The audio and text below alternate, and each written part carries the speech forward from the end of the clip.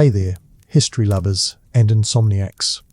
Welcome back to the Drowsy Historian, the only place where sleepless nights aren't wasted on doom scrolling, but on sinking into the creaking candlelit corridors of history, where reality is stranger, darker, and far more absurd than any horror film. Tonight's subject? Witch trials. You've heard the phrase before, no doubt, maybe tossed around in politics or on the internet whenever someone feels unfairly judged. But what it really meant, back in medieval Europe, was not just unfair judgment. It meant terror, humiliation, and the horrifying possibility that your neighbours would happily watch you burn alive because their cow got sick. So grab your blanket, keep one eye on the shadows in the corner, and let's start with the world that made this madness possible. The medieval mind was a fascinatingly fragile thing. Imagine a world with no weather reports, no medical science, no real understanding of disease. When plague swept through your village and wiped out half your family, you didn't blame bacteria. You blamed your neighbour's crooked eye, or the old widow who always muttered to herself while collecting firewood. When hail flattened your crops, you didn't shake your fist at climate cycles. You wondered who among you had signed a secret pact with Satan. And in this culture of suspicion, fear wasn't just a feeling, it was an institution. It seeped into sermons, into laws, into bedtime stories whispered to children about women flying through the night on broomsticks to feast with the devil. Here's the first dark truth of witch trials. They weren't about witches at all. They were about power. The church and secular rulers found in witchcraft a perfect scapegoat for everything they couldn't explain and everything they couldn't control. If your rulers couldn't protect you from famine, well, at least they could promise to protect you from witches. It was theatre, bloody, deadly theatre, that gave the illusion of order in a world choking on chaos. To understand how ordinary people lived in this climate, let's imagine one. We'll carry her with us through this journey. Her name could be Marjorie, a peasant woman in a damp English village around the late 15th century. She's widowed because of course she is. Plagues and wars made widows as common as muddy boots. She knows herbs, she knows how to birth lambs. She mutters to herself while spinning wool. She's not evil, not dangerous, but she has one fatal flaw in a world of suspicion. She stands out. She's different enough that when misfortune strikes, someone will remember her face. Now imagine the daily grind of Marjorie's life. She wakes up on a straw mattress, the smell of smoke in her lungs from a fire that never fully goes out. Her bread is hard, her ale is sour, and the roof drips every time it rains, which in England is most days ending in Y. And yet she pushes through, because survival isn't a choice, it's a reflex. But for her neighbours, every cough, every spoiled bucket of milk, every stillborn calf is a sign of something sinister.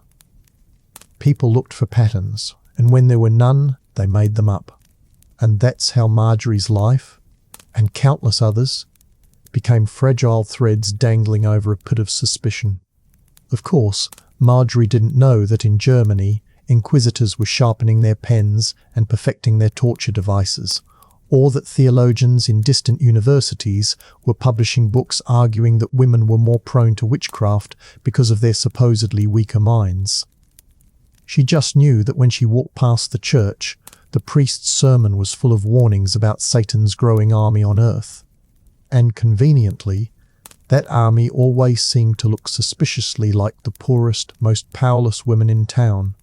Here's where the sarcasm comes in. Because let's be honest, these were men who could barely keep their own candles lit, writing lengthy Latin treatises about women meeting the devil in the woods for midnight orgies. The Malleus Maleficarum, the infamous Hammer of Witches, would later become a bestseller in this grotesque genre, filled with instructions on how to spot and punish witches. It accused women of being lustful, weak, and more likely to serve Satan because, get this, they had slippery tongues. In other words, medieval men projected their deepest insecurities onto women and then called it theology. Criticism aside, what we need to grasp is that this wasn't fringe. It was mainstream. Trials were held in towns across Europe.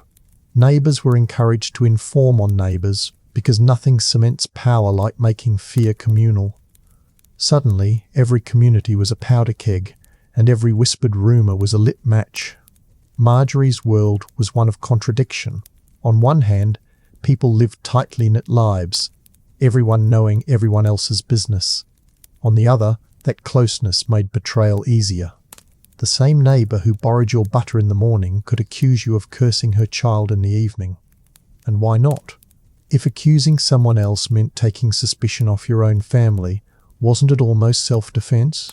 Witch trials didn't just target individuals, they warped entire communities, teaching them to turn suspicion into survival.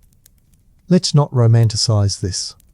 Life was miserable enough without the threat of witch trials. The food was bland, the work endless, the winters brutal.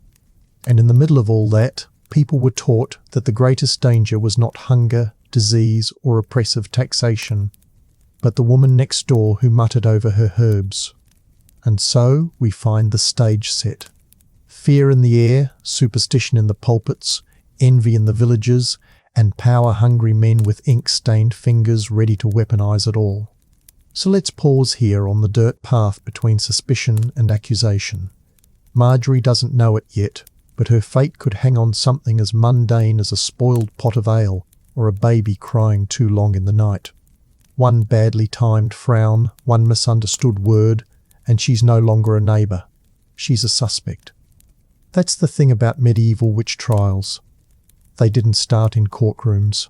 They started in kitchens, in markets, in whispers traded like poisoned coins behind half-shut doors. This was an age where superstition wore the robes of reason. The local priest might have been the only one who could read, but that didn't make him any less gullible or dangerous. In fact, literacy made him worse.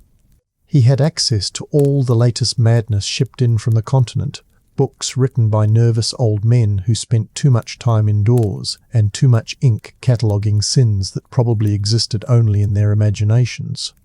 These clerics weren't just spiritual guides. They were gatekeepers of public morality. And morality, in this case, looked suspiciously like misogyny dipped in incense and Latin. But let's zoom out for a moment. Across the patchwork of medieval Europe, from the snow-bitten villages of the Alps to the smoky hearths of English manors, the ingredients were eerily similar. A volatile cocktail of fear, ignorance, and institutional power. Disease was common, understanding was rare. A single candle flame could be interpreted as divine revelation or demonic interference depending on who you asked and how much ale they'd had. The world didn't operate on cause and effect. It ran on narrative. And if the story was compelling enough, truth didn't stand a chance. Let's meet another recurring face. Father Aldrich, the village priest. Thin, pale, suspicious of everything. He's a man of God, certainly, but also a man of ego. His sermons are theatrical, fire, brimstone, and no shortage of pointed glances toward the back pew where Marjorie tends to sit. Aldrich believes in the devil more than he believes in mercy, and like many in his position, he thinks that purging evil means finding someone weaker than himself to blame for it. After all, if he couldn't explain the latest crop failure or outbreak of coughing, someone had to be responsible. And so the whispers would begin. Marjorie's goat didn't milk. A child had a fever. A man had dreams of shadows in the trees. And there she was, quiet, self-sufficient, with too much knowledge of roots and berries. Was it magic? Probably not. Was it suspicious in a world that distrusted everything it didn't understand? Absolutely. See, medieval people weren't stupid, but they were desperate to make sense of chaos. And when science is unavailable, religion becomes law, and fear becomes fact. The church taught that Satan prowled the earth looking for recruits. And conveniently, his supposed recruits were always the outcasts, the widows, the midwives, the old women with crooked backs and sharper tongues. It's amazing how often the agents of darkness just so happened to be those society didn't want to care for. The irony, of course, is that many of these so-called witches were healers. The same woman who helped deliver your baby last spring could be hanged this winter because your baby caught a cold. Folk knowledge was often the only medicine available, but the line between healing and heresy was razor thin. You might spend a lifetime treating fevers, then die in flames because someone claimed your salve smelled wrong. And that smell, sometimes literally, was all it took. Witch sniffers, actual people paid to smell out the scent of Satan, roamed parts of Europe. There were men who claimed to see witches' marks on the body, moles or birthmarks that were supposedly the devil's signature. You were guilty if you had too many freckles. If you had none, well, you were hiding them. Welcome to medieval logic. One of the darkest parts of this entire system was how deeply women turned on each other. Not because they wanted to, but because survival often required it. If accusing your neighbour could save your child from suspicion, would you do it? If naming someone else meant avoiding the lash or the rack, wouldn't you speak? That's the horror of it all, how deeply fear was institutionalized. Witch trials weren't just about punishment, they were about control. And nothing controls a population like making them fear each other more than they fear the authorities. And here's where we return to Marjorie. She's walking home from the well, a basket of turnips in her arms, when she sees two women glancing at her and quickly looking away. They cross themselves. One spits in the dirt. She doesn't say anything, but she knows. The tide has shifted. The village she's lived in her whole life now sees her as another. The next step isn't trial, it's isolation. The kind that creeps in slowly, like smoke before a fire. Her trades at market dwindle. Fewer people ask for her herbal teas. The priest begins preaching louder about the influence of the devil, especially among those who dwell alone and speak to no man. The sheer banality of it is what makes it terrifying. These weren't sudden inquisitions crashing into town with fire and chains. They were slow burns, the soft erosion of safety. One suspicion stacked on another until the pile collapsed into panic. And all the while, the real problems, poverty, disease, corruption, were ignored. The local lord kept raising taxes. The roads were still filled with thieves. The church's coffers were still full while bellies were empty. But the people were told to focus on witches. Because you can't fix famine, but you can burn an old woman at the stake and call it justice. This was not justice, this was not morality, this was cowardice given robes and a gavel. And it's easy to look back now and mock it, but perhaps we shouldn't be so quick. Whenever fear trumps fact, whenever rumour outweighs reason, the ghost of these trials flickers back into the world. Chapter 2. Shackled by rumour. By the time the accusation reaches Marjorie's door, it's already too late. Not because there's any proof, of course not, but because proof was never the point. In a society ruled by rumour and spectacle, the accusation itself becomes a sentence. Guilt is a foregone conclusion, a theatrical twist in a play no one really wants to rewrite. It starts with a formal knock, followed by two men. One from the church, one from the village court, standing like grim punctuation marks outside her door. They don't shout, they don't need to. The entire village already knows. Or rather, they've been told what to believe. And that, in this era, is far more dangerous than truth. But let's widen the lens. This isn't just Marjorie's story. It's a blueprint of how medieval witch trials unfolded, town by town, market by market, whispered between loaves of bread and altar rails. You see, the machinery of witch trials thrived not on facts, but on performance. Everyone had a role. The accuser, the clergy, the inquisitor, the crowd. Each one fed the furnace of fear, often with self-interest or blind obedience as kindling. Here's the twisted brilliance of it: anyone could accuse anyone. There was no need for evidence, just suspicion, preferably dramatic and always delivered with trembling sincerity. Say your child fell ill and you remembered that Marjorie frowned at you a week ago? That's good enough. Say your sheep miscarried after you refused to lend your neighbour a copper coin? That's practically a satanic pact. And if you think this sounds absurd, you're right. But remember, this was a time when sleep paralysis was explained as demons sitting on your chest, and dreams were admissible in court as signs of devilry. The line between the natural and supernatural was not blurred. It was non-existent. Now enter the scribes and minor officials, whose job it was to write down every word, every trembling accusation, and every stuttered confession, whether real or coaxed. They weren't impartial.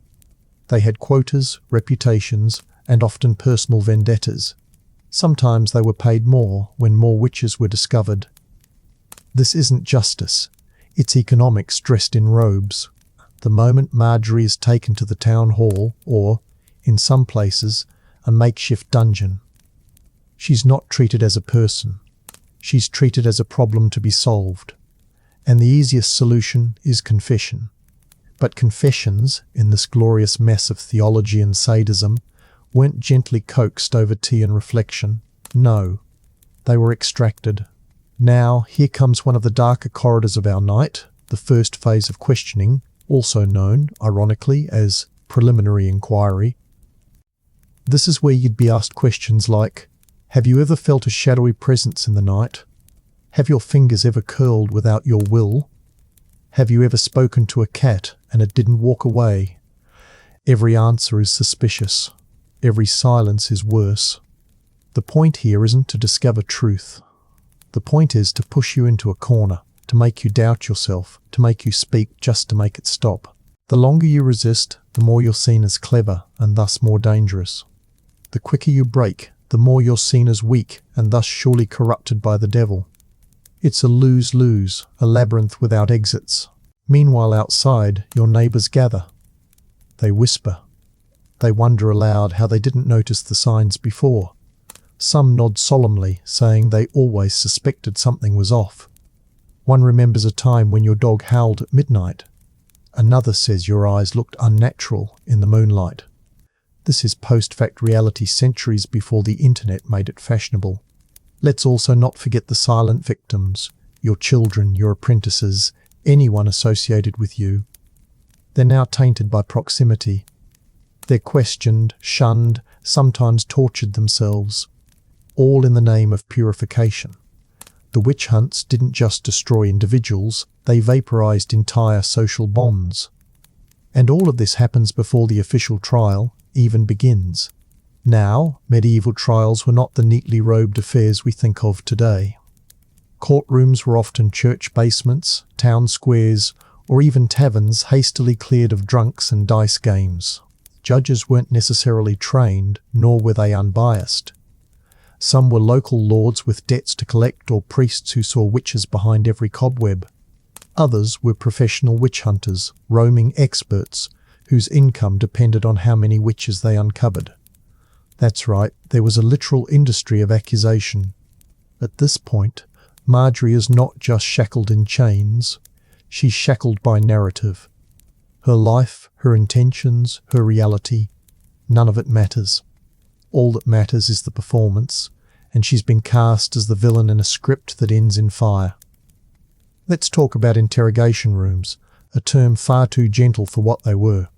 These were cellars filled with devices so grotesque they could make a hangman weep.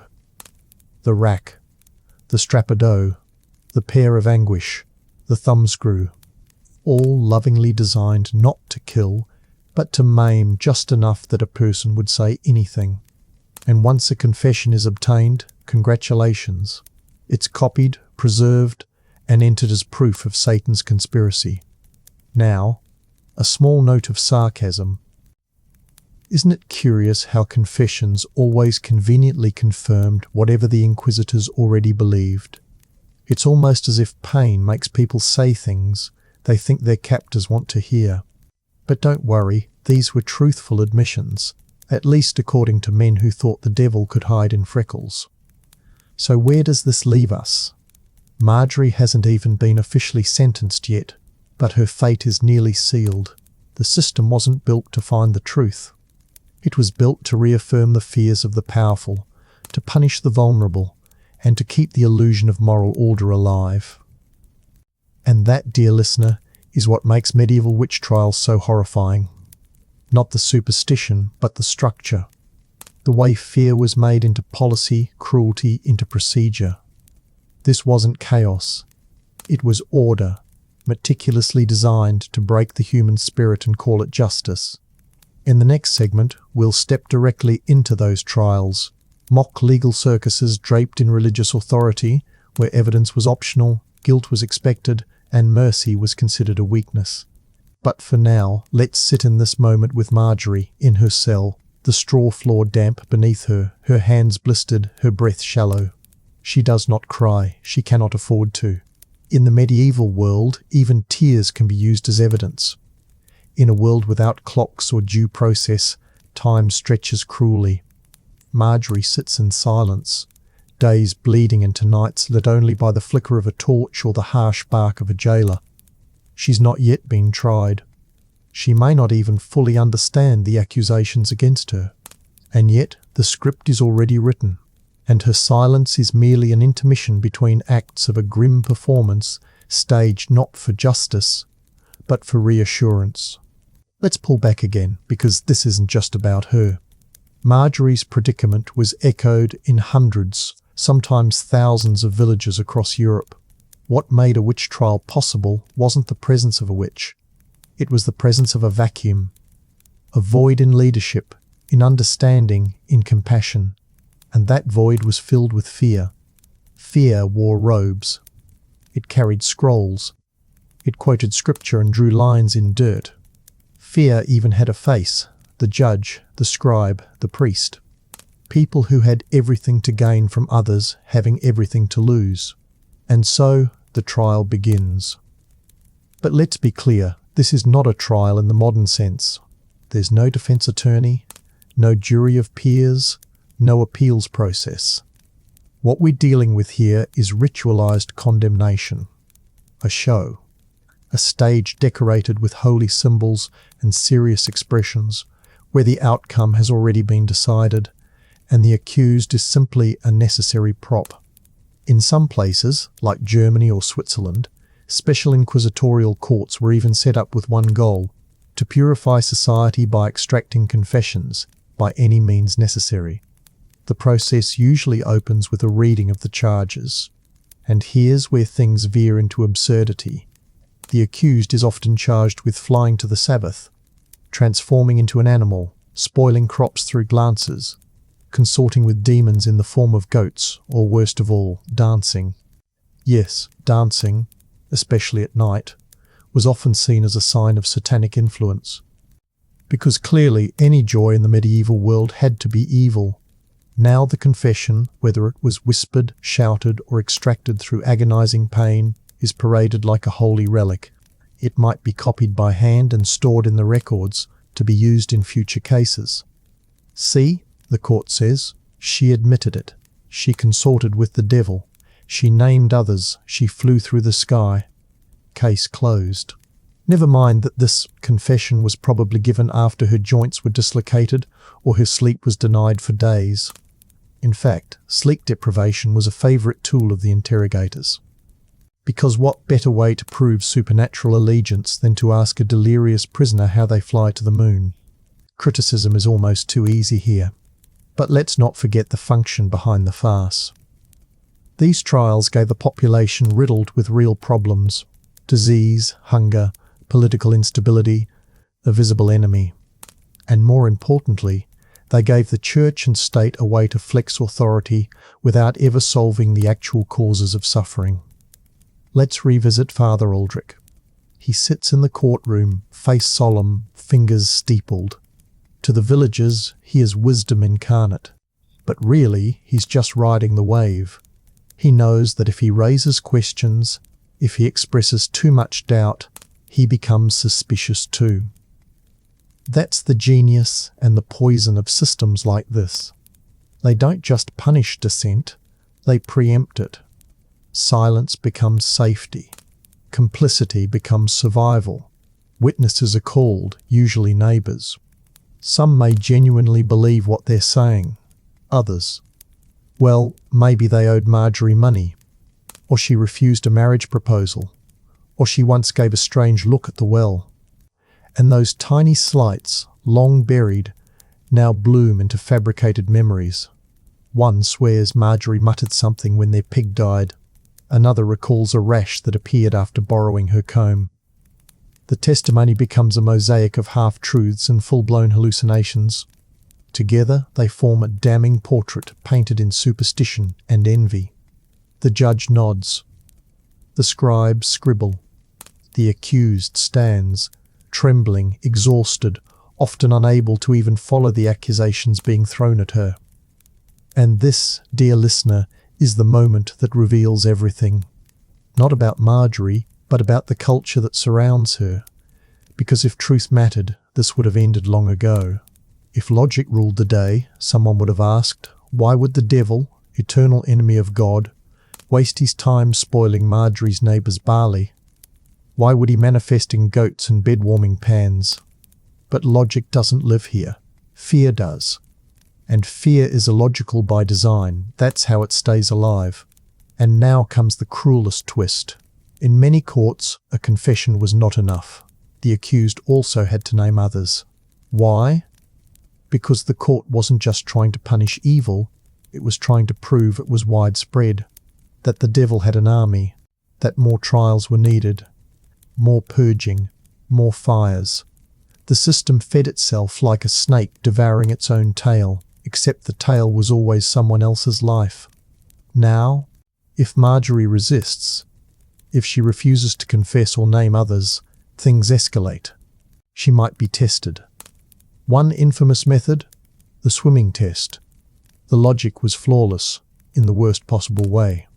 Tie the accused's hands and feet, throw them in water. If she floats, the water has rejected her because she's unholy. If she sinks, well, she's innocent. And dead. This was a system where death was proof of virtue. You couldn't win.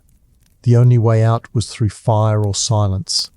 There were other tests, equally grotesque. Searching for witches' marks, using hot irons or needles. Starving someone for days, then feeding them consecrated bread to see if they vomited. Pricking their skin until blood refused to come. If you're thinking this sounds like a carnival of torture disguised as piety, you're not wrong. It was suffering wrapped in the language of salvation. Let's not overlook the economics of it either. In many towns, once a person was declared guilty, their property could be seized. By the court, the church, or the local lord. Trials weren't just about fear, they were profitable. Land was expensive. Fear was free. Mix the two and you had an endless resource. As the trial nears its end, the villagers gather again. Some are curious, others terrified. Many are just relieved. It wasn't them. They whisper. They judge. They prepare to watch. Because once guilt is declared, the next act is spectacle, and the medieval world loved a good show. The stake, the fire, the procession. Public executions weren't just punishments. They were sermons with smoke. And Marjorie, she's led away. If she screams, it's confirmation. If she walks silently, it's proof of her alliance with darkness. She could quote the Bible, fall to her knees, beg for mercy. It wouldn't matter. She was never on trial. Her life was. Her gender. Her poverty. Her knowledge. Her refusal to disappear quietly. We'll save the flames for later. But remember this. Witch trials weren't about individual guilt. They were about maintaining a fragile illusion that the world was good, that evil had a face, that order could be restored with a rope or a torch. And when that illusion cracked, when real suffering refused to be exorcised, well, there was always someone else to blame. Chapter 3. The Witch Hunter's Gospel. Long before the fire is lit, long before Marjorie's name was even whispered in the marketplace, the first sparks of her destruction were pressed into parchment by trembling hands and overactive imaginations. If you want to understand how the madness of witch trials became policy, you have to look not at the accused, but at the accusers with quills. Because this story was not only whispered in villages, it was published. Enter the most infamous manual of them all, the Malleus Maleficarum, which translates to the Hammer of Witches, though the sledgehammer of misogyny might have been more accurate. Written in 1487 by two Dominican inquisitors, Heinrich Kramer and Jacob Sprenger, This delightful handbook claimed to offer everything a good clergyman or judge would need to identify, interrogate, and destroy witches. Imagine a medieval IKEA manual for persecution, except every step ends in a confession and a pyre. Let's be fair, or at least historically accurate. Not everyone in the church approved of the Malleus. In fact, the church initially rejected it for being too absurd and self-indulgent. But that didn't stop it from becoming a bestseller across Europe. Why? Because it confirmed everything that frightened, insecure men wanted to believe about women, nature, and the devil. The book opens with this charming theological claim: all witchcraft comes from carnal lust, which in women is insatiable. A strong start. And from there, it only spirals. According to the Malleus, witches could steal men's genitals and hide them in trees.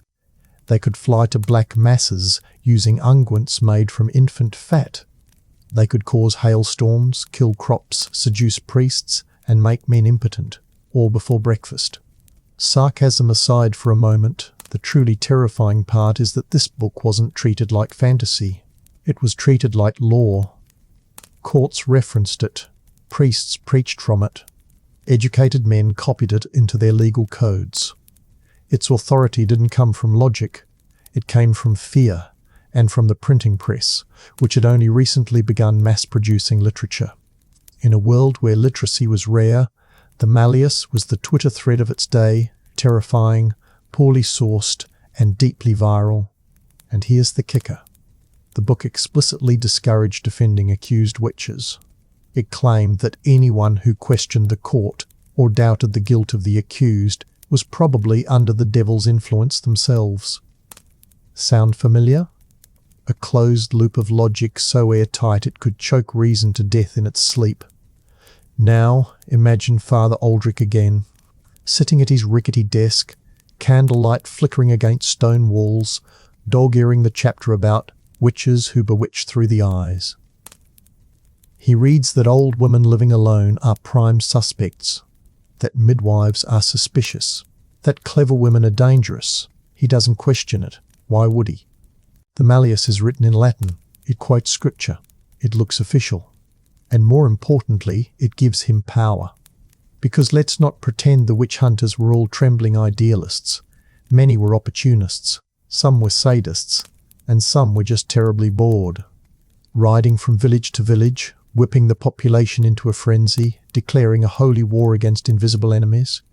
It's quite the career move for someone with a fragile ego and no combat training. And yes, witch hunters were often paid per trial, or reimbursed for travel, for food, for every nail, every rope, every cart used in the process. It's hard to remain noble when burning people turns a profit. By the mid-16th century, the Malleus had helped ignite a continent-wide panic. Thousands were accused, tortured, and executed, many using the very methods outlined in its pages. And this is where the dark criticism sharpens. These weren't isolated incidents. This was policy disguised as piety. The book took ancient fears and gave them structure, vocabulary, and most importantly, justification. Even the methods of interrogation were codified. The Malleus advised that accused witches be denied food, sleep, and warmth. It recommended psychological pressure first, isolation, humiliation, and physical torture second. But only if necessary, of course. And conveniently, it was always necessary, because if someone confessed, they were guilty. If they didn't, they were resisting the truth. The logic was bulletproof in the worst way. Let's briefly acknowledge the gender politics here. Over 80% of accused witches were women, and the Malleus made no effort to hide its reasoning. It claimed women were morally weaker, more impressionable, more emotional, more sexually driven. Basically, the authors were just reading from their own unresolved therapy notes. Midwives were targeted because they handled birth and death, domains men feared and did not control. Widows were targeted because they had no male protector. Herbalists were dangerous because they knew things priests didn't. So let's return to Marjorie. She doesn't know the name Heinrich Kramer. She's never seen a printing press. but the words those men wrote hundreds of miles away have seeped into her world like a poison in the well. The sermons echo them, the judge quotes them, her neighbours who can't read repeat them. And soon, those words become ropes and firewood and silence. This is the power of propaganda, not the shouting kind, but the quiet, credentialed kind, the kind written in ink and Latin, stamped by men in robes and whispered from one village to the next until it becomes indistinguishable from truth. It's tempting to imagine that only simple villagers believed in witches, but the educated elite did too. Kings signed witchcraft laws, scholars wrote treatises, doctors diagnosed demonic possession, universities taught theology that categorized sin as a cosmic infection and women as its primary carriers. It wasn't ignorance, it was institutionalized delusion. The real miracle is that any woman survived at all. And so, with the Malleus as their holy guide, the witch hunters spread. Sometimes they arrived with banners and badges. Sometimes they arrived with only questions. Do you know anyone who curses under their breath? Has your neighbour ever stared too long at the moon? Have your chickens stopped laying eggs? Answer carefully. You might be writing the next chapter in someone else's trial, or your own. By the time the ink of the Malleus Maleficarum had dried on enough pages to paper 1,000 gallows, a peculiar transformation took place in Europe. Witchcraft was no longer folklore. It was jurisprudence. It wasn't just whispered in hushed tones between fields and fire pits. It was cited in trials, taught in seminaries, and enforced by men with titles and teeth missing from too many cups of vinegar and too few clean decisions. The witch hunter was no longer a caricature. He was now an expert. And worse, he believed it himself. Let's follow one such figure for a moment. His name is Conrad Stahler. Not famous, not infamous either. Just a travelling inquisitor from the Holy Roman Empire, making his way from village to village, armed with his Bible, a copy of the Malleus, and a small cart of tools that rattled ominously behind his horse. He wears a simple robe, but walks like a man carrying divine authority, and the certainty of someone who's never been wrong because he's never allowed himself to be. Conrad isn't stupid. He's read the manuals. He knows the protocol. First, arrive unannounced. Second, preach hellfire. Third, encourage anonymous accusations. The rest, merely procedure. Torture when necessary, and it's always necessary. Obtain confessions, extract names, collect fees, and move on before the firewood cools. The horror of Conrad is not that he's malicious. It's that he's efficient. The true machinery of a witch panic isn't hatred. It's bureaucracy laced with theology. Because what the manuals like Malleus Maleficarum achieved was not only theological justification, but administrative clarity.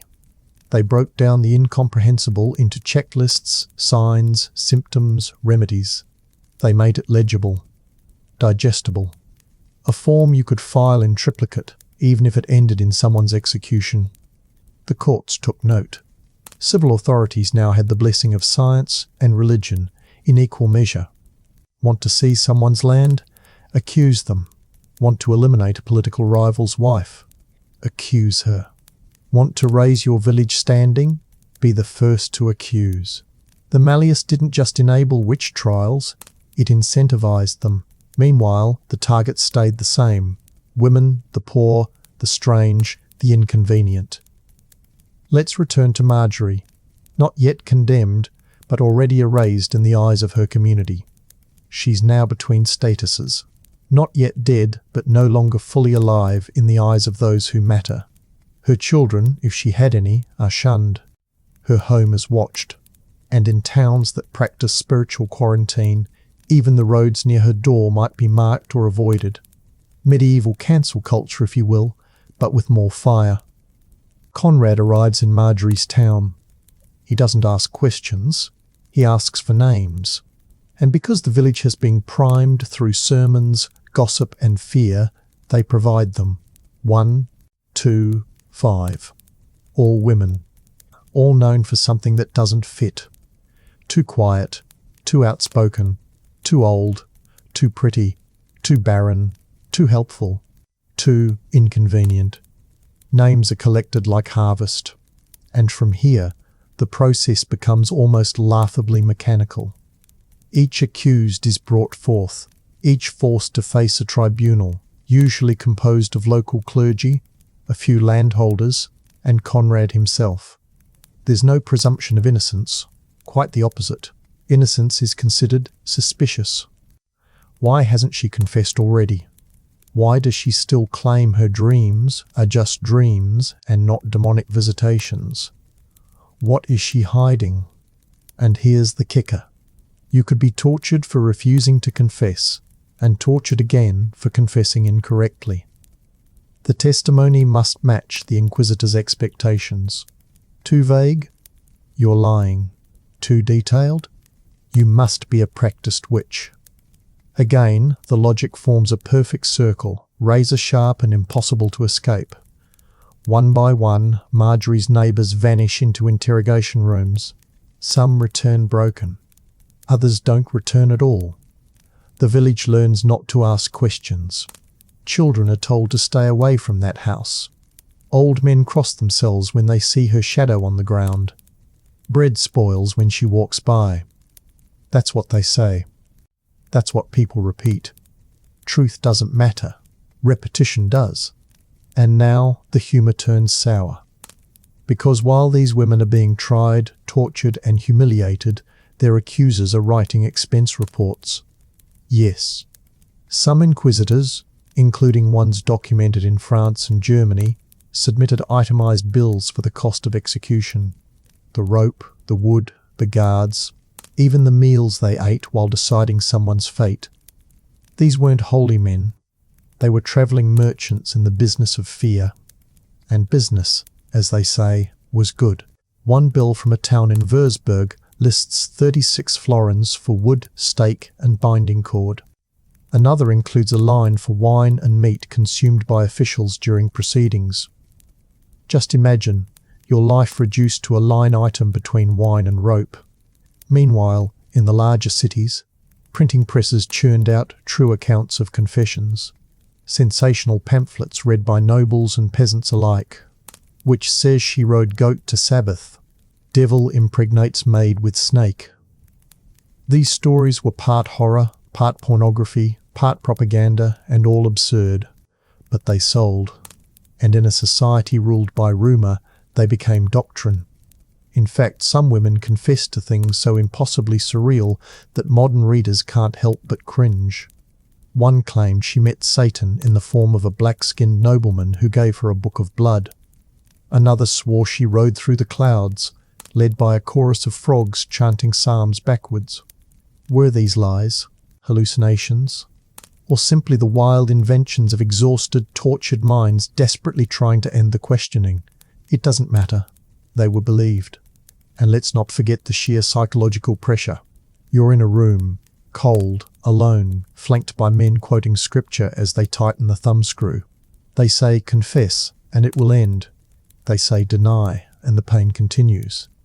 You begin to wonder, maybe I did curse that cow. Maybe I did have a strange dream that night. Maybe it means something.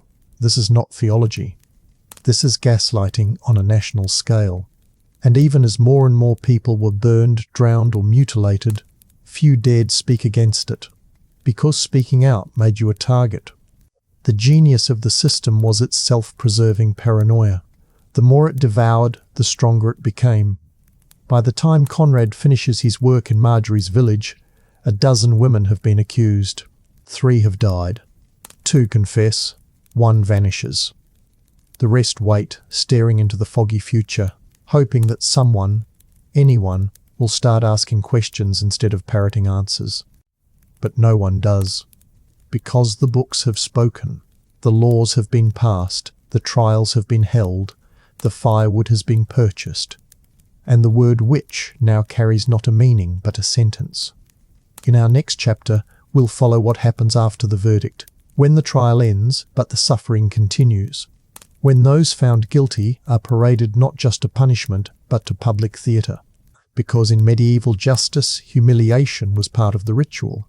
But for now, remember, fear is easy to sell, especially when it's wrapped in holy language and printed on paper.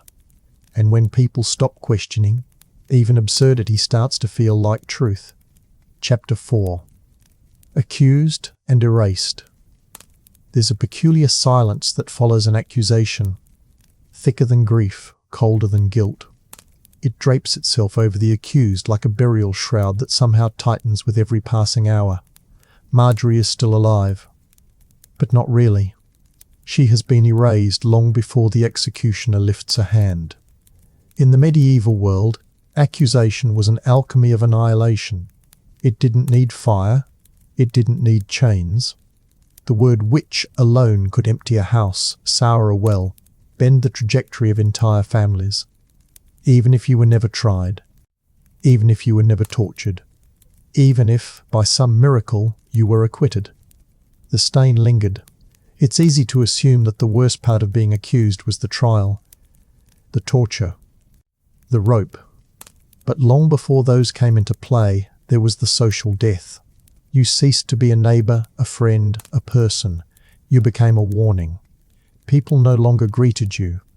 Children no longer played near your door. Men avoided your eyes. Women made the sign of the cross as you passed. Your name was whispered as a lesson. Don't be like her. Don't speak like her. Don't live like her. And just like that, you were alive but untouchable. What happens to a person who becomes a ghost in their own village? Marjorie now walks the same muddy lane she has walked for years, but they are different, narrower, meaner. Even the birdsong sounds accusing. Her market stall stands empty, not because she stopped selling, but because no one dares buy. To touch her herbs is to invite the devil. To speak to her is to risk suspicion. No one says this aloud, of course. That would require courage. Instead, they say nothing, which is worse. But this was not unique to Marjorie. The entire structure of accusation was designed to disintegrate a person's identity before any formal process began.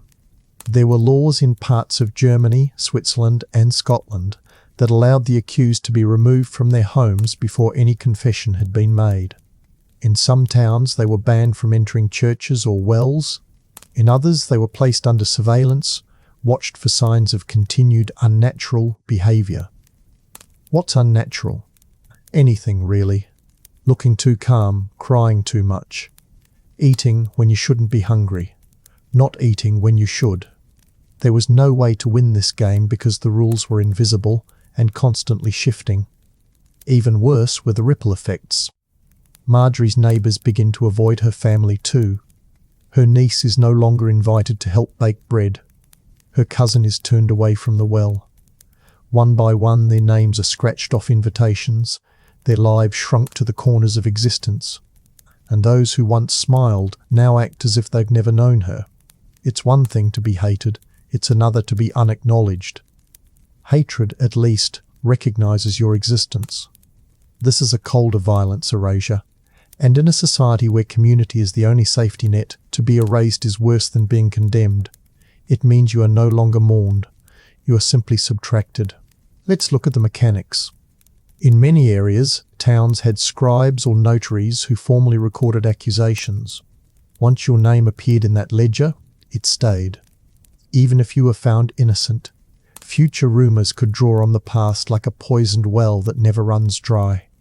One woman in 16th century Württemberg was accused 3 times over 20 years, cleared each time, and yet remained branded. When she died, no priest would bury her. Her body was tossed into unconsecrated ground, with a stone for a headstone and a shrug for a eulogy. And here's a dark irony. Some of the accused were incredibly devout. Regular churchgoers, women who lit candles and confessed and fasted. But that made them suspicious too. Too much piety was unnatural. What were they hiding? Why so eager to prove devotion? Only the guilty go to such lengths, right? The logic eats itself like rot in an old beam. Eventually, all signs become symptoms. And every symptom is grounds for suspicion. Even dreams could be reported. She dreamt of fire, one villager claimed. Surely the devil speaks to her in sleep. And yet, behind all this superstition lay very human motives: land, grudges, jealousy, economic rivalry. In many cases, accusing someone of witchcraft wasn't about theology. It was about property. Accused witches' lands were often seized, their homes dismantled, their belongings auctioned. In some Swiss towns, officials were granted a percentage of confiscated goods. That's right, corruption baked into the cake of righteousness. So while villagers were weeping in pews and whispering prayers, their leaders were counting coin. And that, perhaps, is the ugliest part of all, not just that injustice was done, but that it paid well. The accusation also became a warning signal. Communities that had already lost one person to a witch trial were more likely to produce new accusations. Fear metastasized. If one could be a witch, so could another. Soon, mothers accused daughters. Husbands pointed fingers at wives. Children were coached to speak of dark visitors or strange rituals they'd never seen. It was survival by betrayal. And all the while, the legal machinery kept turning. In some areas, accused individuals were forced to wear special garments, sackcloth tunics or black veils, to mark them as under suspicion. They were denied access to markets, to legal representation, to sacraments. One German law even permitted the public whipping of those accused but not yet convicted. In essence, guilt was treated as inevitable. The question was not if, but when. Let's pause on that for a moment. Imagine waking each day, not knowing whether it would be the one where they came for you, not knowing if your name would be on the scroll, not knowing if you'd be allowed to sleep in your bed that night or dragged to the village square in front of neighbours who had already written you off as damned. Now imagine that stretching not for days, but for months. Some accused were imprisoned while they awaited trial, not in the castle dungeons we imagine from Hollywood, but in root cellars, in half-buried huts, in open pens, often chained, often cold, often hungry. Their families, forbidden to bring food, were forced to beg the court for mercy just to deliver water. Others weren't imprisoned at all, but left to rot socially penniless, jobless, surrounded by silence. Marjorie's trial hasn't yet come, but she's already been judged, not officially, not legally, but completely. And she knows it. You can see it in the way she no longer lifts her head, in the way she hesitates before knocking on doors, in the way her voice, once strong and steady, now trembles even when asking for flour. The system worked because it didn't require flames to destroy someone. All it needed was a whisper, a space between facts, and a crowd too afraid to question. In the next chapter, we'll reach the breaking point: interrogation, confession, and the mercy of punishment. But for now, let this truth settle in your mind. Sometimes, execution was the second death. The first was being forgotten. Time behaves differently when you're waiting for something terrible. It doesn't slow down. It doesn't speed up. It warps. Each hour feels both endless and dangerously short, long enough to hope for rescue, short enough that you don't dare believe it. Marjorie, our accused, our not yet condemned, now exists entirely within this liminal zone. And that's the cruelest part. She isn't dead, but she isn't allowed to live either. She sleeps lightly, if at all. Her dreams no longer comfort, they accuse. They whisper. They tangle memory with imagination until even she starts to wonder, was I too harsh with that merchant? Did I curse under my breath that day? Could I have invited this somehow? This is what medieval society did best. It didn't just punish bodies, it corroded minds. Fear wasn't just external. It was internalized. And confession, when it came, was often not extracted with blades or fire, but with exhaustion, shame, and the sheer weight of silence. Let's talk about confession then, the crown jewel of the witch trial. Because once you have it, everything else becomes secondary. It validates the suspicion, justifies the punishment, and most importantly, confirms the worldview. Never mind how it was obtained. Never mind if it made any sense. A confession, written, signed, or muttered through cracked lips, was gospel. Now, the methods for obtaining it varied from region to region, but most were designed around one principle: the body must be broken to save the soul. A beautiful bit of theological doublespeak that gave license to acts that would make any modern torture chamber seem amateur by comparison. Let's revisit our travelling inquisitor, Conrad Stahler. Remember him? He's no monster, not in his own eyes. He's pious, educated, methodical. He's even written a few essays about the importance of proper trial conduct. But when Marjorie is finally dragged before him, all that procedure boils down to this: she must confess. And if she doesn't, she must be persuaded. The tools are familiar. The strappado, where arms are tied behind the back and the accused is dropped from a height. The thumbscrew, turning flesh to pulp with steady, silent pressure. The rack, the iron boot, the choke pear. Some methods are subtle: sleep deprivation, cold cells, forced kneeling for hours. But make no mistake, the intent is always the same: break the will, harvest the words. It's tempting, from a modern vantage, to ask how anyone could believe what came out of those mouths. I flew to the devil's Sabbath on a pig. I turned into a crow at dusk. I boiled a child's heart into ointment. These weren't even internally consistent stories. They were often contradictory, surreal, clearly impossible. But that didn't matter, because belief wasn't about logic. It was about control. The real question was never, is this true? But does this support the world we've built? And the world, by this point, is practically demanding sacrifice. There's also the performance of it all.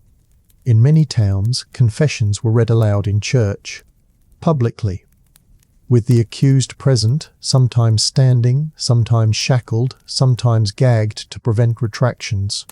These readings weren't just announcements. They were theatrical sermons. The priest would frame the confession as proof of Satan's reach, and the townsfolk would nod, clutching their rosaries, thinking, yes, this explains everything. The dead cows, the fever, the missing bread. It was her.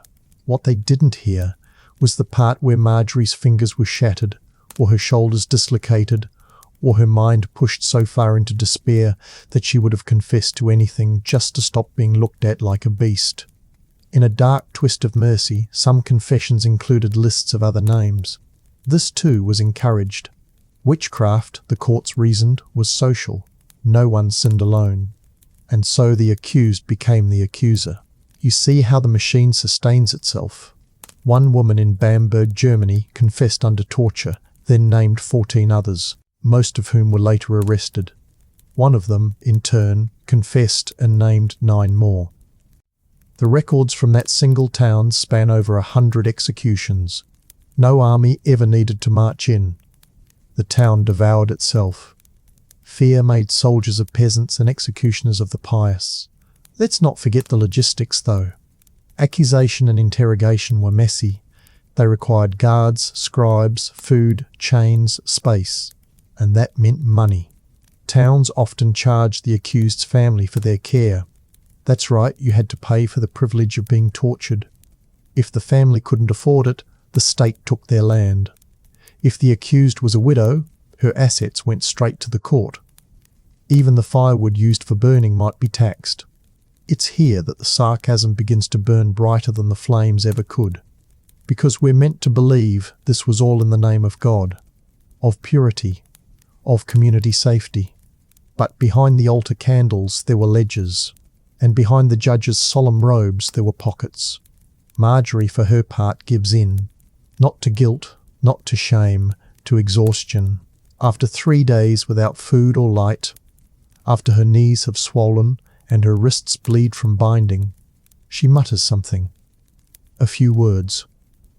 Maybe about a dream. Maybe about a black cat. Maybe about nothing in particular. The scribe leans in. The priest nods. Conrad smiles faintly. A beginning, he says. And that's how it starts. By the time she's finished, her confession has bloated into something unrecognizable. Names she barely remembers, places she never visited, things she never imagined doing. But it's written now, copied, stamped, added to the archive. And archives don't burn. She's taken back to her cell, not fed, not comforted, but acknowledged. And that, for a brief moment, is almost enough, because even cruelty feels like connection after so much silence. Outside, the townspeople wait. Some have already heard whispers of the confession. A boy claims to have seen Marjorie's spirit flying last winter. A woman remembers a strange chill when they shook hands. The story has already spread and mutated into legend. Truth is dead. It's been replaced by narrative convenience. In our next chapter, we'll arrive at the final act, punishment. Not the kind done in secret, but the public theatre of execution. A spectacle carefully designed to terrify, to sanctify, and above all, to satisfy. But for now, let this linger. The most terrifying thing about medieval witch trials wasn't the fire. It was how many people brought kindling. Chapter 5. The mercy of fire. The trial is done. The confession, however fantastical, is recorded. Marjorie, and thousands like her across Europe, has moved into the final act of the performance, the punishment. And this is where medieval justice truly reveals itself, not in the dusty parchment of legal records, but in the public spectacle of suffering. Because in this age, punishment wasn't private. It wasn't meant to rehabilitate. It was meant to terrify. Executions were scheduled like festivals. Notices were posted, bells rung. Vendors gathered to sell bread, ale, and roasted meat. Children were brought, sometimes even encouraged to throw stones at the condemned as they were led through the streets. It wasn't cruelty disguised as entertainment. It was entertainment disguised as morality. The stage was a scaffold. The sermon was a scream. The applause was silence broken by crackling firewood. The sentence itself depended on region. In England, hanging was common. In France, strangulation before burning. In Germany and Switzerland, fire was the favoured purifier. The reasoning was simple. Witches had consorted with the devil in life, and so their bodies must be reduced to ash, ensuring no demonic residue remained. Never mind that ordinary corpses were often burned during plagues without anyone mistaking them for Satan's brides. No, in witch trials the symbolism mattered. Fire was spectacle. Fire was theatre. Picture the morning of execution. Marjorie is pulled from her cell, her body weakened but still upright. She is dressed in a sackcloth shift meant to humiliate. Her hair may be cut, her head shaved, a sign that vanity has been stripped away. Chains rattle at her wrists and ankles, and she's led into the open air for the first time in weeks. But the sun doesn't warm her. It exposes her. The crowd is already waiting. And what a crowd it is. Farmers with mud still on their boots. Housewives with baskets clutched tight. Children darting between legs for the best view. Even local nobles, arriving on horseback, their silks a gaudy reminder that executions were not just justice, they were events. People travelled miles for them, the way we might for a fair or a carnival. The cruelty was casual, the violence collective. And the condemned? She was the unwilling centrepiece, her suffering the price of admission. Let's linger here. Why such spectacle? Because fear alone doesn't hold communities together. Fear must be reinforced with performance. Watching a woman burn reminded villagers that sin had consequences, that order was maintained, that their leaders were powerful. It wasn't enough to whisper about witches. People needed to see one destroyed. It was civic theatre, a morality play acted not on stage but on flesh. Of course, not all executions were as fiery as the legends suggest. Some accused were strangled first, a mercy, supposedly sparing them the agony of the flames. Others were hanged, left to sway in the wind while children tugged at their toes. But burning had a special hold on the imagination. Flames symbolized hell. Smoke symbolized purification. ash symbolized erasure, and for the crowd, the smell, an unforgettable stench of burning flesh symbolized victory. A reminder that evil had been dealt with, at least until the next rumour. Now, here's where the dark sarcasm slips in. These same villagers who screamed at Marjorie for consorting with the devil might have gone home, said grace over supper, and prayed for their crops to survive the next frost, as if God, distracted by the inferno, might forget about mildew and hailstorms. Killing witches never brought better harvests, it never cured disease, it never stopped famine, but it gave the illusion of control. And illusions are often more comforting than truths. Let's not gloss over the economic angle either. Executions were expensive. Wood, rope, iron chains, they cost money. And guess who paid? Not the church, not the Lord, the accused. Families were often billed for the materials used to kill their loved ones. One German widow's estate was charged for the very rope that strangled her. In another case, a town itemized the cost of firewood for 3 witches, charging their children. Imagine inheriting debt from your mother's execution. Medieval Europe managed to make even death a taxable event. And yet, amid the horror, there were cracks in the facade. Some villagers cried. Some looked away. Some doubted quietly, too afraid to speak. And occasionally, very occasionally, a trial backfired. In certain towns, so many women were executed that fields lay fallow, children starved, and entire communities collapsed under the weight of their own paranoia. The very system meant to purify society instead hollowed it out. But back to Marjorie.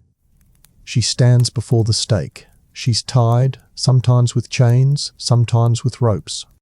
A priest approaches, holding a crucifix, offering her one last chance to repent. Repent for what? For confessing under torture? For being born female in a world that feared women? For existing in the wrong place at the wrong time? Still, she's urged to beg forgiveness. Because mercy, in this twisted theatre, isn't about sparing her, it's about sparing the audience. They want to believe she's going to heaven, so they can clap politely while she screams. And then, the torch. The crackle. The smoke. The crowd shifting, murmuring, some crossing themselves, some craning their necks to see better. Children cover their noses. Men nod solemnly. Women whisper prayers or curses, depending on their mood. Marjorie coughs, chokes, cries out once, twice, then disappears into the roar of fire.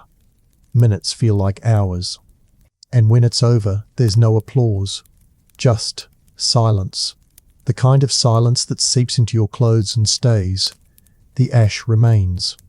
Sometimes scattered, sometimes left to drift. The stake still smoulders. The ground blackens. And the villagers leave, one by one, carrying the memory not as guilt, but as confirmation. They've seen evil punished. They've seen justice done. They've been reminded of their place. And here's the cruelest truth. Most will sleep soundly that night. Their fear has been soothed. Their leaders have shown strength. And tomorrow they will return to their fields, their prayers, their gossip, until the cycle begins again. Because as history shows us, one execution never stopped the panic. It fed it. The witch trials weren't about stopping evil. They were about perpetuating fear.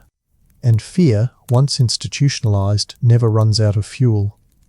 When the flames die down, the real work of witch trials begins. Not for the accused, who is now ash scattered on the wind, but for the people left behind. The execution was supposed to purify, to cleanse the village of evil.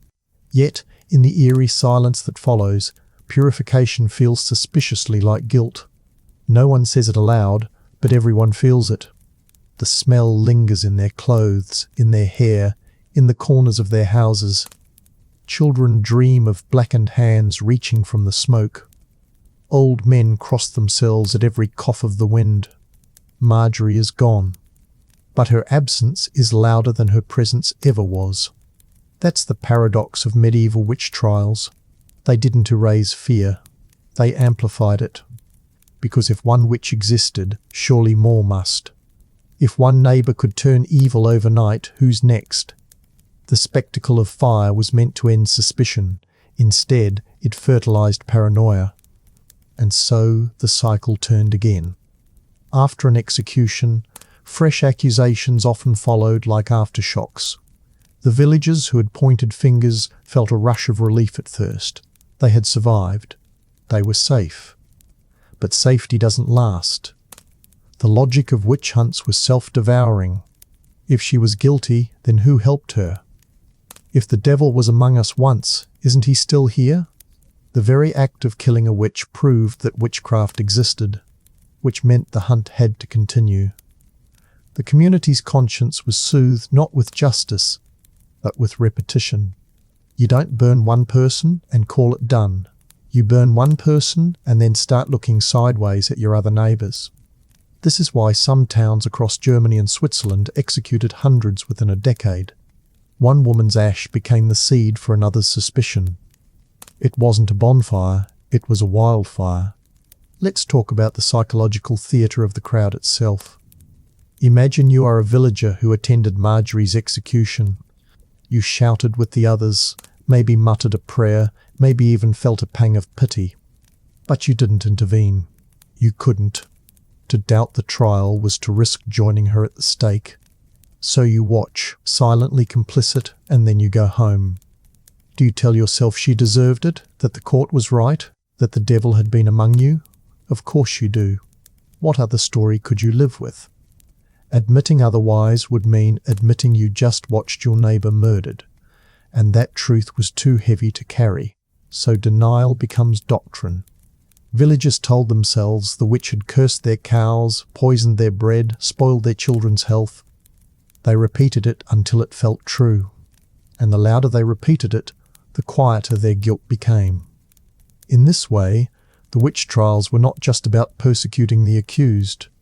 They were about protecting the accusers from reality, from accountability, from the unbearable truth that their fear had made them executioners. Here's where the criticism sharpens. The authorities knew this. The church knew this. The courts knew this. Witch trials were designed to make guilt communal. If everyone participated, by accusing, by watching, by nodding in the crowd, then no one could be blamed. And if no one could be blamed, the system could keep turning without pause. It wasn't just about silencing the accused, it was about silencing the conscience of the entire community. Meanwhile, the practical aftermath was devastating. Families of the condemned were ruined, their lands seized, their children branded as kin of witches, often growing up to face suspicion themselves. In some towns, children were abandoned outright. No one dared take them in, lest the taint of witchcraft rub off like soot. There are records of orphans starving on the steps of churches that had just blessed the fires which killed their mothers. Nothing says Christian mercy quite like ignoring a child, because their parents screamed the wrong words at the wrong time. Economically, too, the aftermath was corrosive. Remember that executions cost money, and much of it was taken from the estates of the condemned. When those estates ran out, the town taxed itself. Imagine being forced to pay for the firewood that burned your neighbour, knowing full well tomorrow it could be you. One chronicler in 17th century Würzburg noted that the witch trials nearly bankrupted the city, not because witches were real, but because fear was expensive. Fear always is. And yet, people kept showing up. Execution days still filled the square. Because fear may drain the coffers, but it fills the pews. It unites the village. It gives people something to blame other than the Lord's noble taxes or the church's swollen coffers. When a child died of measles, it wasn't poor sanitation, it was a witch. When crops failed, it wasn't soil depletion, it was a curse. And in this way, communities could keep pretending the world was orderly, even as it collapsed under its own weight. Sometimes, however, the mask slipped. Records tell of villagers whispering that they saw no evil in the accused. Some claimed visions of the condemned after death, not as demons, but as martyrs. In a few rare cases, communities that executed too many found themselves in crisis. Fields untended, markets empty, men terrified that their own wives might be next. Even priests occasionally faltered, struck by the gnawing realization that they had become murderers dressed in vestments. But such doubts rarely lasted. Fear stamped them out. Fear always won. Marjorie's village won't remember her kindly. They'll remember her as a lesson. Mothers will tell their daughters, don't wander alone, don't speak too boldly, don't cross the priest, don't look strange, don't look clever, don't look different. Fear carved obedience deeper than sermons ever could, and so her absence becomes as powerful as her presence ever was. Here's where the sarcasm curdles into something sharper. The mercy of fire, as it was called, was never mercy at all. It was convenience. Fire erased the evidence. Fire silenced the condemned. Fire left nothing behind but ash that could be swept away, as though the person had never existed. It's hard to protest when you've been reduced to smoke, and so the people could walk home feeling lighter, freer, pretending the evil was gone.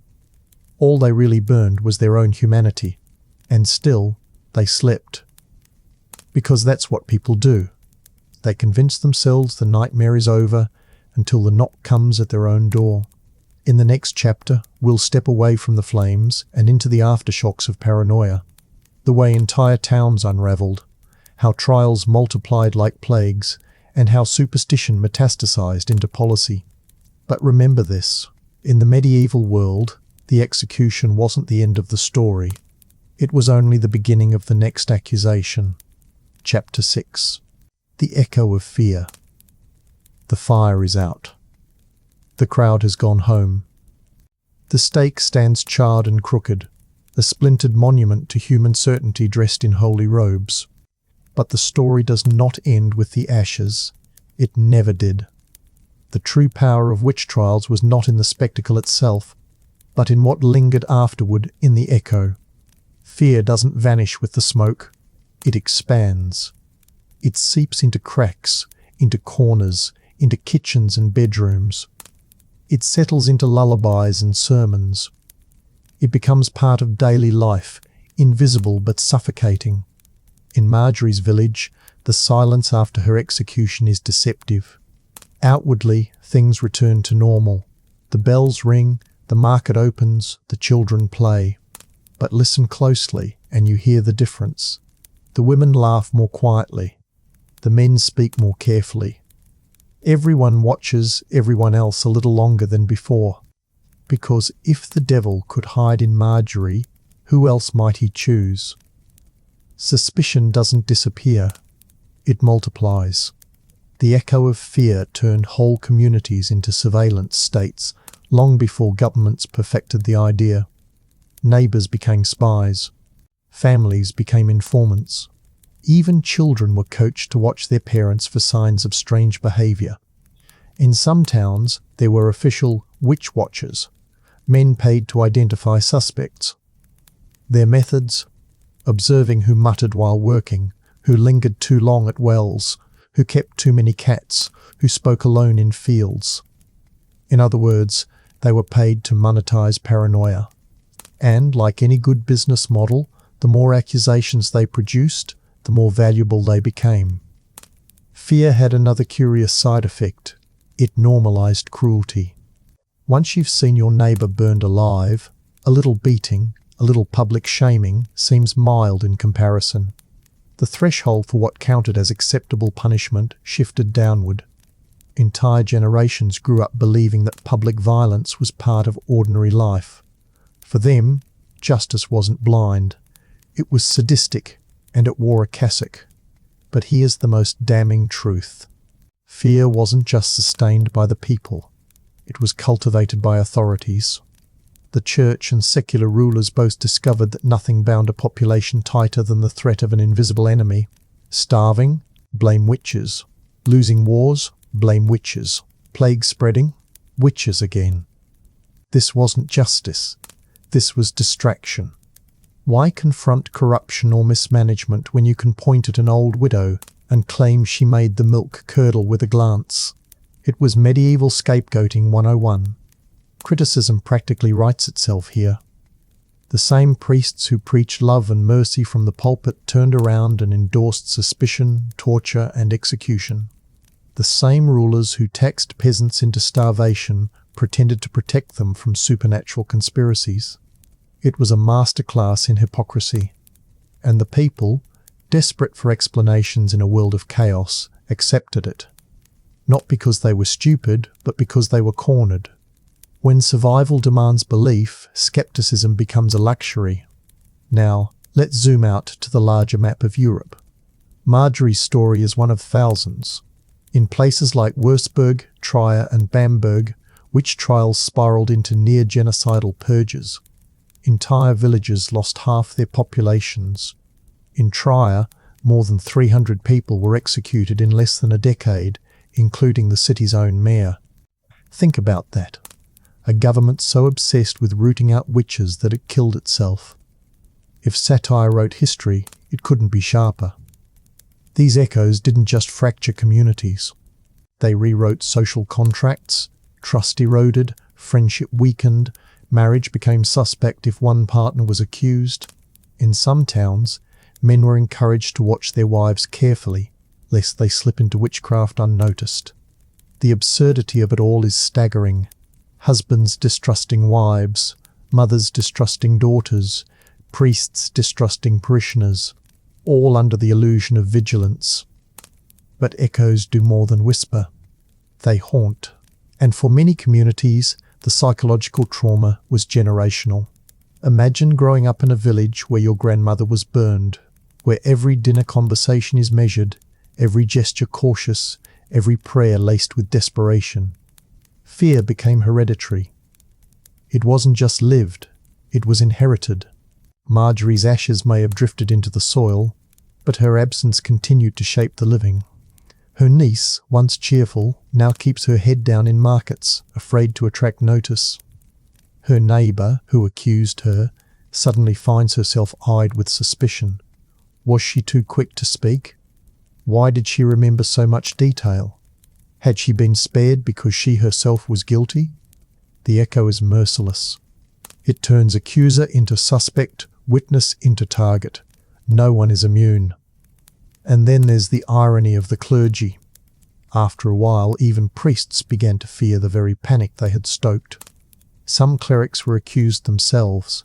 Men who had overseen dozens of trials suddenly found their sermons interpreted as too strange or too knowing. Fear devoured authority as easily as it devoured peasants. In some cases, entire parish networks collapsed. Priests fled, villages splintered, all because they had believed their own fiction too completely. Let's not forget the economic echo either. A village that executed 10 women lost 10 workers. Fields went untended, children went hungry, trade declined. And yet, instead of recognizing the obvious, that killing their own weakened them, villagers doubled down. More executions, more fear, more ruin. Paranoia is self-sustaining, but never self-healing. And still, life staggered on. Markets opened, bells rang, sermons droned. The world pretended to continue as normal, but fear lingered, humming beneath every word, every silence, every sideways glance. It made the mundane menacing. The well could be cursed.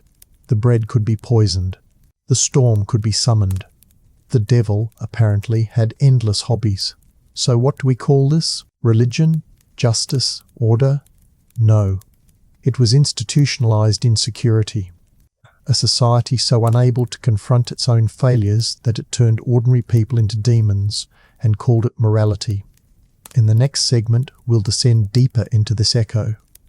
Not just the suspicion, but the rituals and superstitions that grew around it.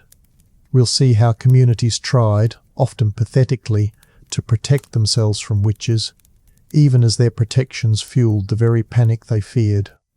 From charms and witch bottles to prayers and talismans, we'll peel back the absurd strategies of a world at war with shadows. But for now, remember this. The witch was never just one person. She was everyone's reflection in the cracked mirror of fear. And once the fire was lit, the echo never really stopped. If the execution was the thunderclap, then what followed were the strange, endless rumbles of paranoia. The echo of fear didn't just hang invisibly in the air. It manifested in rituals, charms, and desperate little habits that made everyday life look less like survival and more like a prolonged exorcism. After Marjorie's fire, her neighbours returned to their homes, but they didn't simply breathe a sigh of relief and move on. They tinkered with their doors, rearranged their hearths, tucked charms into their children's pockets. The fear wasn't gone. It was domesticated. It was dragged inside and fed like a half-wild dog. And once inside, it was never really quiet. Take the humble witch bottle. Archaeologists have found them buried under thresholds and hearths across Europe, glass or ceramic jars filled with hair, nails, urine and pins. Yes, you heard that right, urine.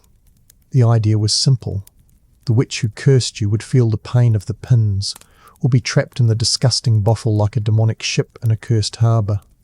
Imagine explaining to your dinner guests why you're storing your bodily fluids in the kitchen floor. But in a world trembling with paranoia, this was cutting-edge home security. And then there were the protective marks, carved into beams, doors, even cradles. Strange loops, circles, and overlapping verses meant to ward off witches. People scratched them into everything from barn walls to church pews. Iron keys were nailed above doorways. Brooms were leaned against thresholds, supposedly to distract witches who, being very poor multitaskers, were compelled to count every straw before entering. If only medieval Europe had discovered Sudoku puzzles earlier, the witch trials might have ended in a generation. But fear wasn't confined to architecture. It invaded the body. Villagers wore amulets made of wolf teeth, rabbit bones, or carved bits of scripture wrapped in cloth. Women carried sachets of herbs, not for medicine, but for protection against the evil eye. Children were marked with soot or blessed salt. Some families slept with iron knives under their pillows, because apparently nothing scared Satan more than kitchen cutlery. These were not isolated quirks. They were mainstream defences in communities that claimed to trust in God but hedged their bets with superstition. Here's the irony. The same priests who condemned women like Marjorie for using herbs often prescribed their own charms, prayers and holy water. Double standards were baked into the system. When a healer gave you a potion, it was witchcraft. When a priest gave you the same herbs blessed in Latin, it was medicine. And naturally, the priest charged a fee. God's work doesn't come cheap. Meanwhile, fear infiltrated the rhythms of daily life. Farmers checked the skies twice as often. A sudden storm meant curses. A good harvest meant blessings, but suspicious ones. Was it divine favour? Or proof someone had bargained with the devil? Even good fortune became suspect. If you were too lucky, you were accused. If you were too unlucky, you were accused. Paranoia left no safe zone. Let's revisit the villagers after Marjorie's death. Her neighbour, who once accused her, now avoids the very lane that passes her abandoned cottage. The house is whispered to be cursed. Children dare each other to peek inside, then run screaming. No one tears it down, no one moves in, because even absence has power. Her belongings rot, her herbs wither, but her shadow remains. This is another echo land and property rendered untouchable by fear. The echoes spread beyond households. Towns created formal rules for avoiding witchcraft. In some German towns, bells were rung during storms to scatter witches from the skies. Entire communities gathered in churches at midnight to chant protective psalms. These weren't spontaneous acts of faith. They were institutional panic. And let's be honest, bells don't stop lightning, but they do keep people busy enough not to notice the real problems: hunger, taxes, corruption. Sometimes the rituals turned violent even without trials. Suspected witches were beaten, their houses vandalized, their animals killed. People carried torches not just to light the way, but to wave in the faces of those who made them uneasy. Harassment became prevention. Fear justified cruelty long before the court stamped it with legality. There's also the absurdity of how witches were believed to operate. One text warned that witches could spoil butter while it was churning, so families recited prayers over their milk. Others believed witches stole penises and kept them in nests, feeding them like birds. Yes, actual court records describe this, and yes, men genuinely feared it, which might explain the overzealousness of male judges. Nothing fuels hysteria like insecure masculinity. And all of this, charms, carvings, rituals, gossip, kept the machinery alive. Fear is sticky. Once it clings, it spreads. And every ritual, no matter how small, was both a comfort and a confirmation. By acting against witches, people reinforced the belief that witches existed. By carrying charms, they admitted fear. By scratching symbols into doors, they validated the panic. In this way, superstition became a self-fulfilling prophecy. Marjorie's village is quieter now, but not calmer. Every creak of the wind is a sign. Every illness is a curse. Every shadow hides the devil's hand. Mothers whisper warnings into their daughters' ears. Keep your head down. Don't be noticed. Don't be strange. Survival becomes conformity, and conformity becomes worship. The echo of fear wasn't a side effect of witch trials. It was the entire point. Authorities wanted people to live in constant vigilance, to see danger everywhere, because people who fear shadows don't look too closely at the men holding the torches. So here we are, in a village that has already destroyed itself once and is preparing to do it again. The rituals will grow stranger, the accusations louder, the trials more violent, and in the end, nothing will have been protected. Not the crops, not the children, not the souls, only the illusion of control. In the next chapter, we'll step into the psychology of the crowd at full volume, the way mass paranoia infected towns like a second plague, how trials escalated into frenzied purges, and how entire regions collapsed under the weight of their own superstition. But for now, let this truth echo in your mind. Fear doesn't just survive fire, it feeds on it. And once it is tasted, it never leaves. Chapter 7. The Theatre of Mass Hysteria. The most dangerous thing about fire is not the flame, it's the spread. And once the witch hunts became normalized, they didn't just flicker through towns, they erupted into infernos, devouring entire communities not in isolated sparks, but in synchronized panic. If earlier chapters showed fear in whispers and sideways glances, this one is a full-blown chorus of screaming, pointing, thrashing, and collapse. This is no longer fear. It is performance. It is hysteria in its Sunday best. Let's set the scene. You live in a modest German town around the early 1600s. You've survived plague, famine, tax collectors, and 2 bad winters. Then one day, someone's goat dies in the night. A child starts convulsing at dinner. A strange fog rolls through the village square. Superstition is already in the air like smoke without a fire. And then the priest stands up and says, the devil has returned. Not just one witch, not just a lone old woman with herbs. A coven, an infestation, a holy emergency. And suddenly, the town becomes a stage. The audience? Everyone. The actors? Anyone accused. The script? Already written?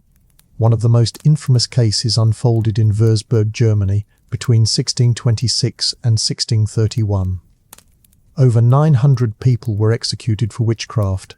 Yes, 900 in just a few years. Entire families vanished. Children as young as 7 were interrogated and confessed to flying with demons. City officials, nobles, priests. Even the Prince Bishop's own court wasn't safe.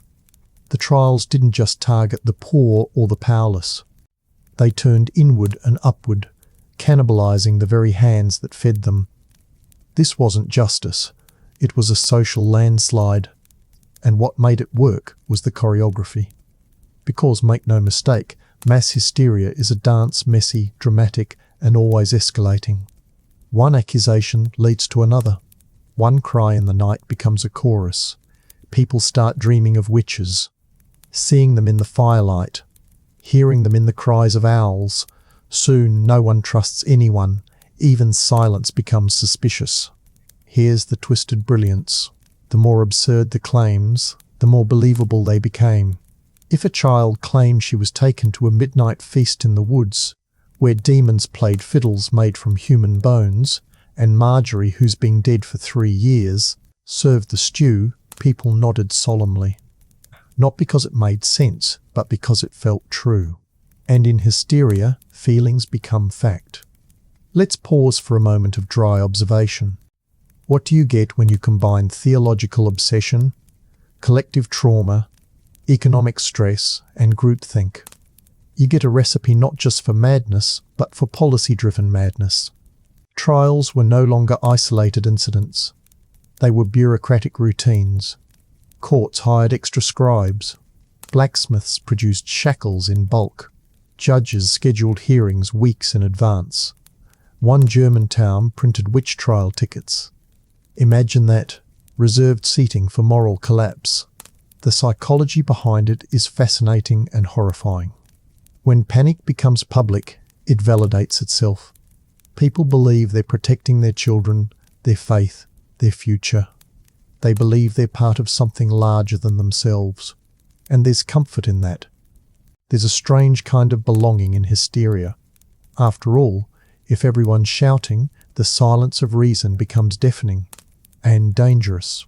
Villagers who didn't participate, who didn't accuse, didn't cry, didn't sob during public confessions, were soon seen as suspicious themselves. You didn't have to say the wrong thing. You just had to say too little, or blink at the wrong time, or not cry enough when the woman next door was burned. Imagine living in a world where emotional performance is your last defense. And then there were the false memories. A psychological phenomenon not yet named but deeply weaponized. People began to remember things that never happened. Under pressure, under suggestion, under threat. They recalled dreams as reality. They remembered curses they had never heard. Faces in windows that never existed. This is not stupidity. This is trauma bending the brain like heat warps steel. We cannot forget the children, not because they were spared, but because they were central. In many trials, children were the star witnesses. They were encouraged, sometimes bribed, to testify against parents, siblings, neighbours. In the Danish trials of the 1600s, children were trained to identify witches by dreams and inner knowing. One 9-year-old boy in Mora, Sweden, gave testimony that helped sentence over 70 people. Let that sit for a moment. 70 lives altered by the imagination of a child coached into paranoia. And the best part? The authorities praised them for it. This wasn't a failure of the system. This was the system. Structured, sanctioned, praised. And when the hysteria reached its peak, people stopped asking if it made sense. They asked only who was next. If the town hanged 3 witches yesterday, then surely there are 5 more today. The rhythm becomes addictive. Suspicion feeds on itself. The townspeople, trembling, become proud of their vigilance. It's the one thing they can control. Let's revisit our familiar village. Marjorie is long gone. Her cottage collapsed into moss and rot. But her name is still spoken. This time not as fear, but as justification. She was the first, the beginning, a symbol now. Every new accusation is traced back to her shadow. Her ghost is dragged into every new trial. She has become part of the script. This, of course, is how collective guilt is buried under the rubble of repetition. By turning one death into a justification for hundreds, the community absolves itself. The thinking is simple. If we were wrong once, we wouldn't be doing it again, and again, and again. The criticism here is easy, but also vital. At no point did someone stop and ask, what if we're all just scared? What if this is all nonsense? Because questioning the play meant stepping off the stage, and those who did so often became part of the cast, tied to the stake before the curtain fell. And yet cracks did appear. A few voices emerged, scholars, priests, skeptics, quiet at first, then louder. They asked for real evidence. They pointed out inconsistencies. They questioned the ethics of torturing children. But these voices were rare, often silenced, and in many cases, punished. Reason was not welcome in a house built from panic. But the resistance was growing. Slowly. Quietly. In the next segment, we'll follow that resistance. The thinkers, the doubters, the ones who finally began to unravel the madness, not with swords or sermons, but with the quiet power of logic, compassion, and historical embarrassment. Because eventually, even mass hysteria hits a wall. But it leaves wreckage behind, and not everyone walks away from the stage. For now, let this remain.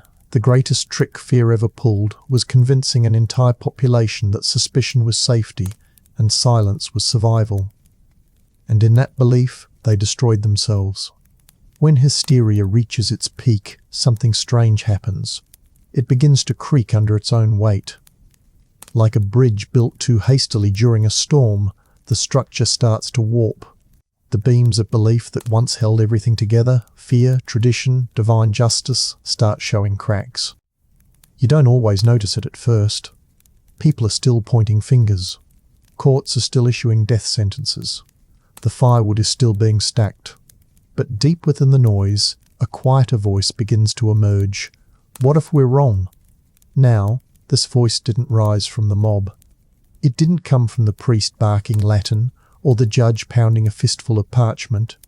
It came, slowly, from the thinkers, from scholars, from a few brave clergy who had read one too many confessions that sounded more like fairy tales than felonies, and from ordinary people who had watched too many of their neighbours vanish and too few miracles arrive in return. It is here, amid the ashes of mass panic, that skepticism is born. Let's start with a man named Johann Weyer. He was a Dutch physician and scholar in the 16th century who, in a bold stroke of rational thought, suggested that many accused witches weren't evil at all. They were mentally ill. His book, De Prestigiis Daemonum, argued that most so-called witches were deluded or suffering. He criticised the use of torture and the brutal ignorance of witch hunters who, in his words, see devils where there are only shadows. He was laughed at, of course, called dangerous, heretical. But the seed was planted.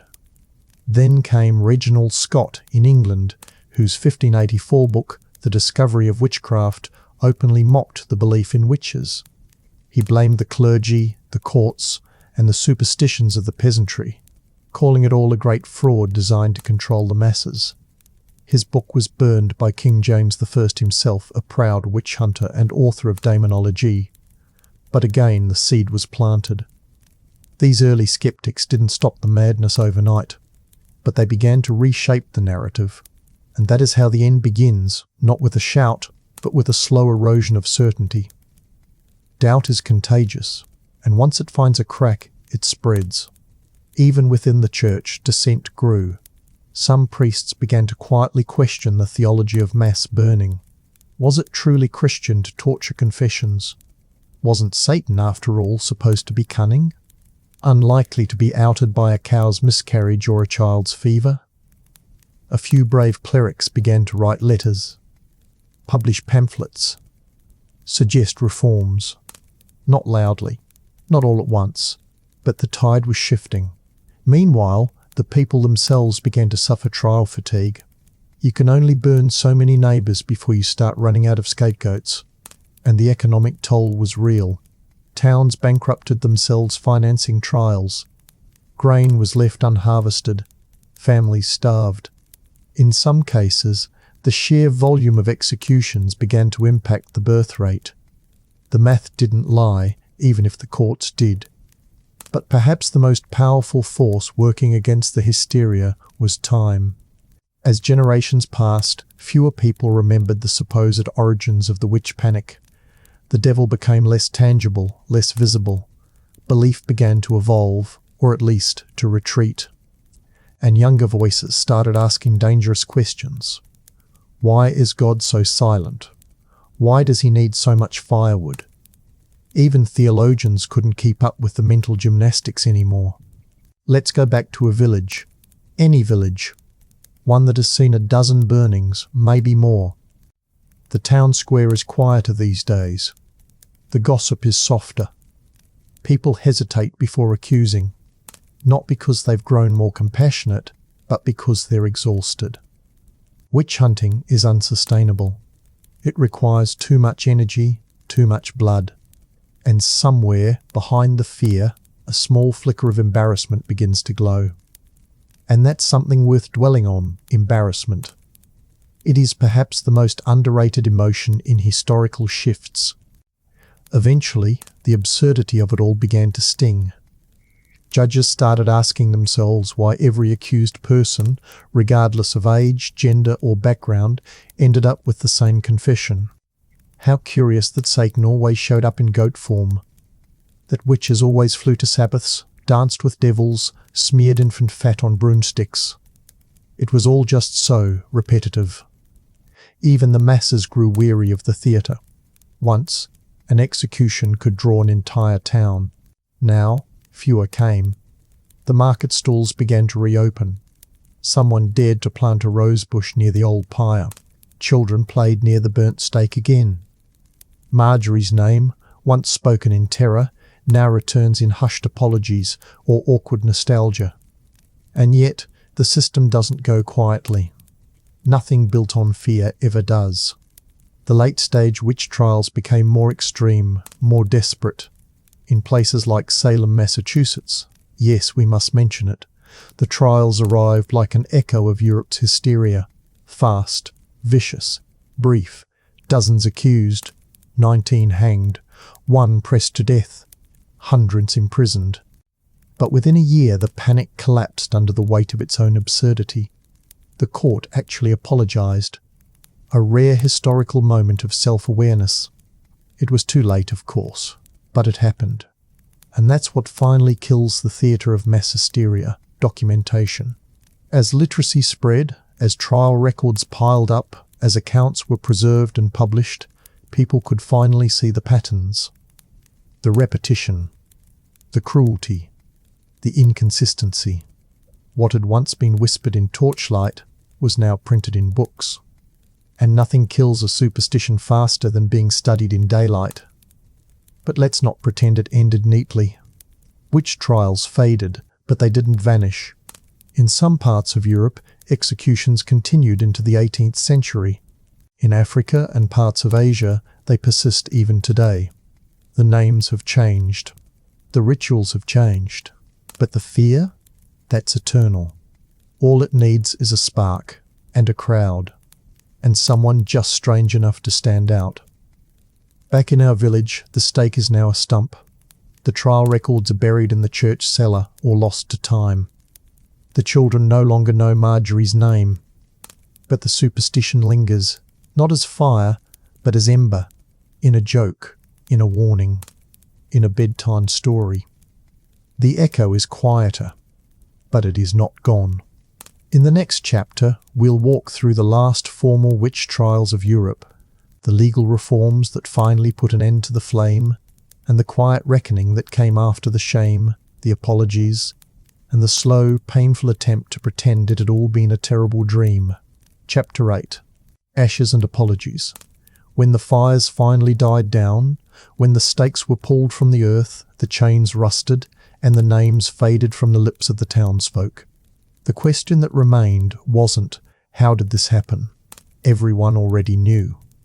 The question was, what now?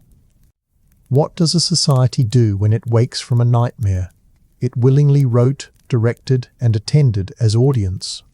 The answer, unsurprisingly, was to pretend it had all been a misunderstanding, a terrible mistake, a dark chapter, something regrettable but distant, like an embarrassing rumour you hope no one repeats at the next feast.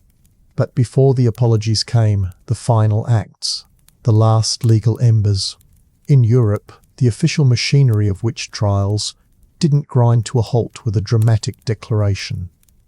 It fizzled out in scattered courts, reluctant parishes, and kingdoms that had simply grown tired of the paperwork. France outlawed torture for witchcraft in the 1620s.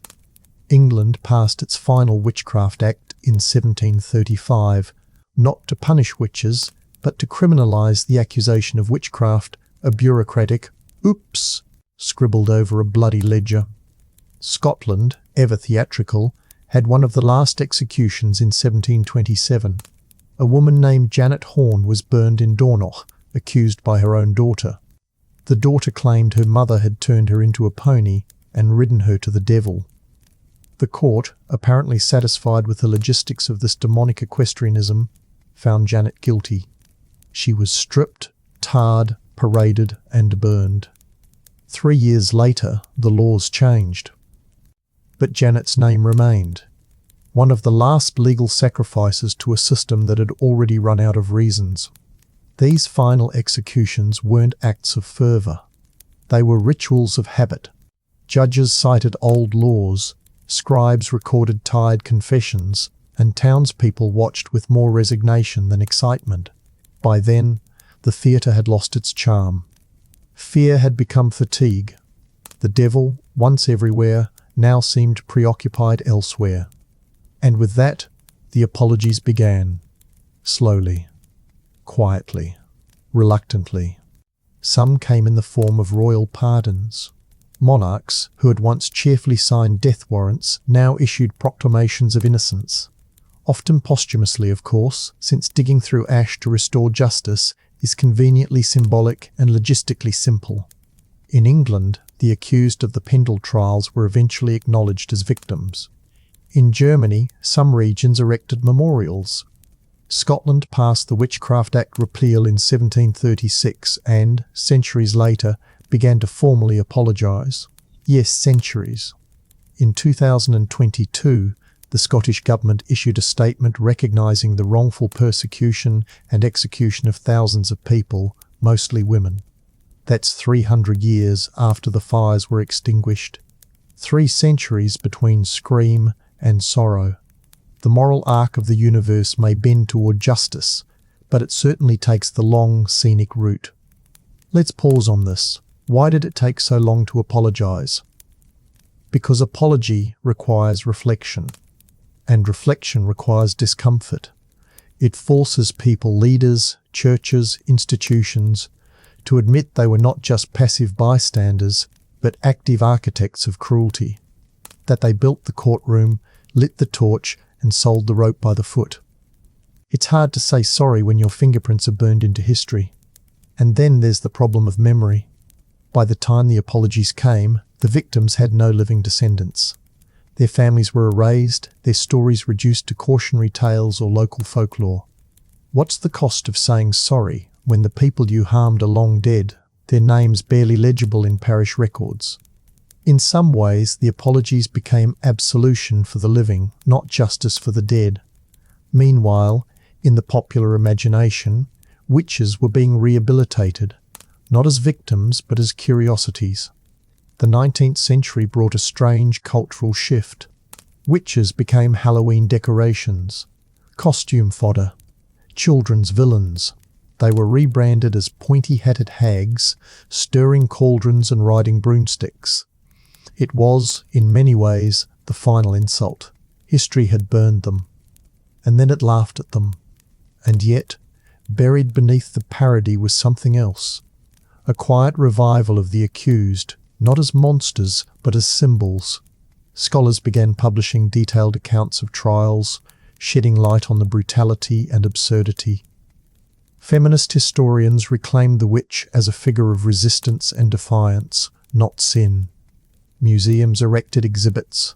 Books reprinted trial records.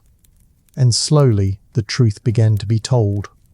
Not just the names and dates, but the cruelty, the misogyny, the hypocrisy. Even churches, slowly and awkwardly, began to reckon with their role. Some clergy acknowledged that torture and execution, even under theological pretense, had nothing to do with Christ. That burning a widow for muttering over her soup wasn't exactly the gospel in action. These reckonings weren't universal. Some orders remained silent, but cracks appeared.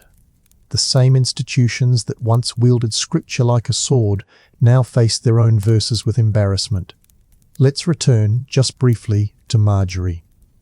Her village never built a statue. No plaque marks the spot where she was burned. But her name, her story echoes through records. Through the dusty confession books, the court scribbles, the tax logs that billed her family for rope and tar. She exists in the margins of history, as do thousands like her. Not remembered as people, remembered as cases. And sometimes remembering the case is all we get. And what of the towns themselves, the ones that hunted, accused and executed? Most moved on. Some renamed streets, others demolished the squares where fires once burned. But the scar remains.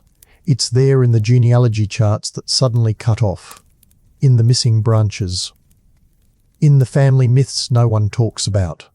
Even now, remnants linger. Tourists visit witch trial sites. Towns sell little witch figurines, a strange blend of reverence and commerce. In some places, you can buy a souvenir broomstick 10 feet from where someone was tortured for owning herbs. History, it seems, has a morbid sense of marketing.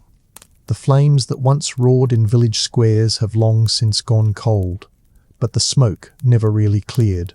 It clung to memory. It stained culture.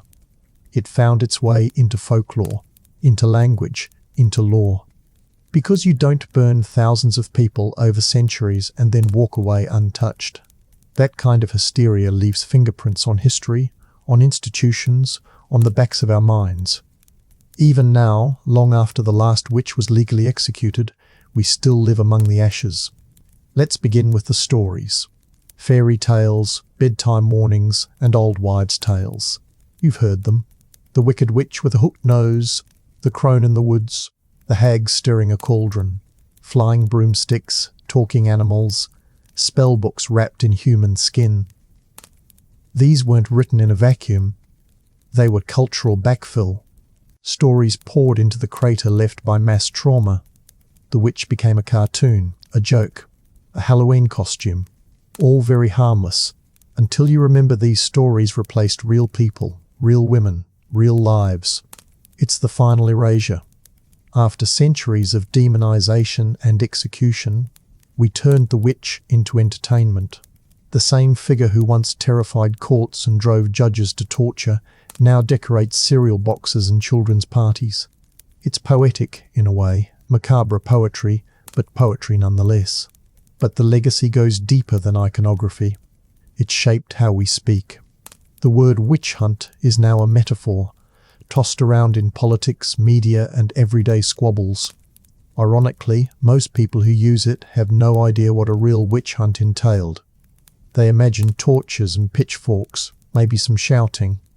What they don't imagine is the slow grinding machinery of state-approved paranoia, the humiliations, the isolation, the generational devastation. To call an online controversy a witch hunt is to casually borrow from a history soaked in blood and institutional cruelty, and to trivialize it in the process. Still, the metaphor survives because the instinct survives. We haven't outgrown witch hunts. We've repackaged them. We still look for scapegoats. We still fear the outsider. We still prefer simple narratives over uncomfortable truths. And in moments of cultural panic, be it disease, war, or political instability, we still reach for the oldest tools in the box: accusation, shame, exile. Look closely at any moral panic in recent history, and you'll see echoes of the same pattern. Blame the deviant. Paint them as a threat. Use unprovable claims to build a case. Create a spectacle. Justify the cruelty as protection. Whether it's a supposed communist, a heretic, a dissenter, or someone who simply lives differently, it's the same dance. The costumes change. The fire remains metaphorical. But the impulse, that's medieval. Even our justice systems, proudly modern, allegedly rational, still flirt with the ghosts of the witch trials. Innocent until proven guilty? Not always. Public shaming often arrives long before due process. Trials happen in headlines. Verdicts are declared by comment sections. The internet is the new village square, and its fire spreads faster. We don't need inquisitors anymore. We have algorithms and outrage. And of course, religion still plays a role.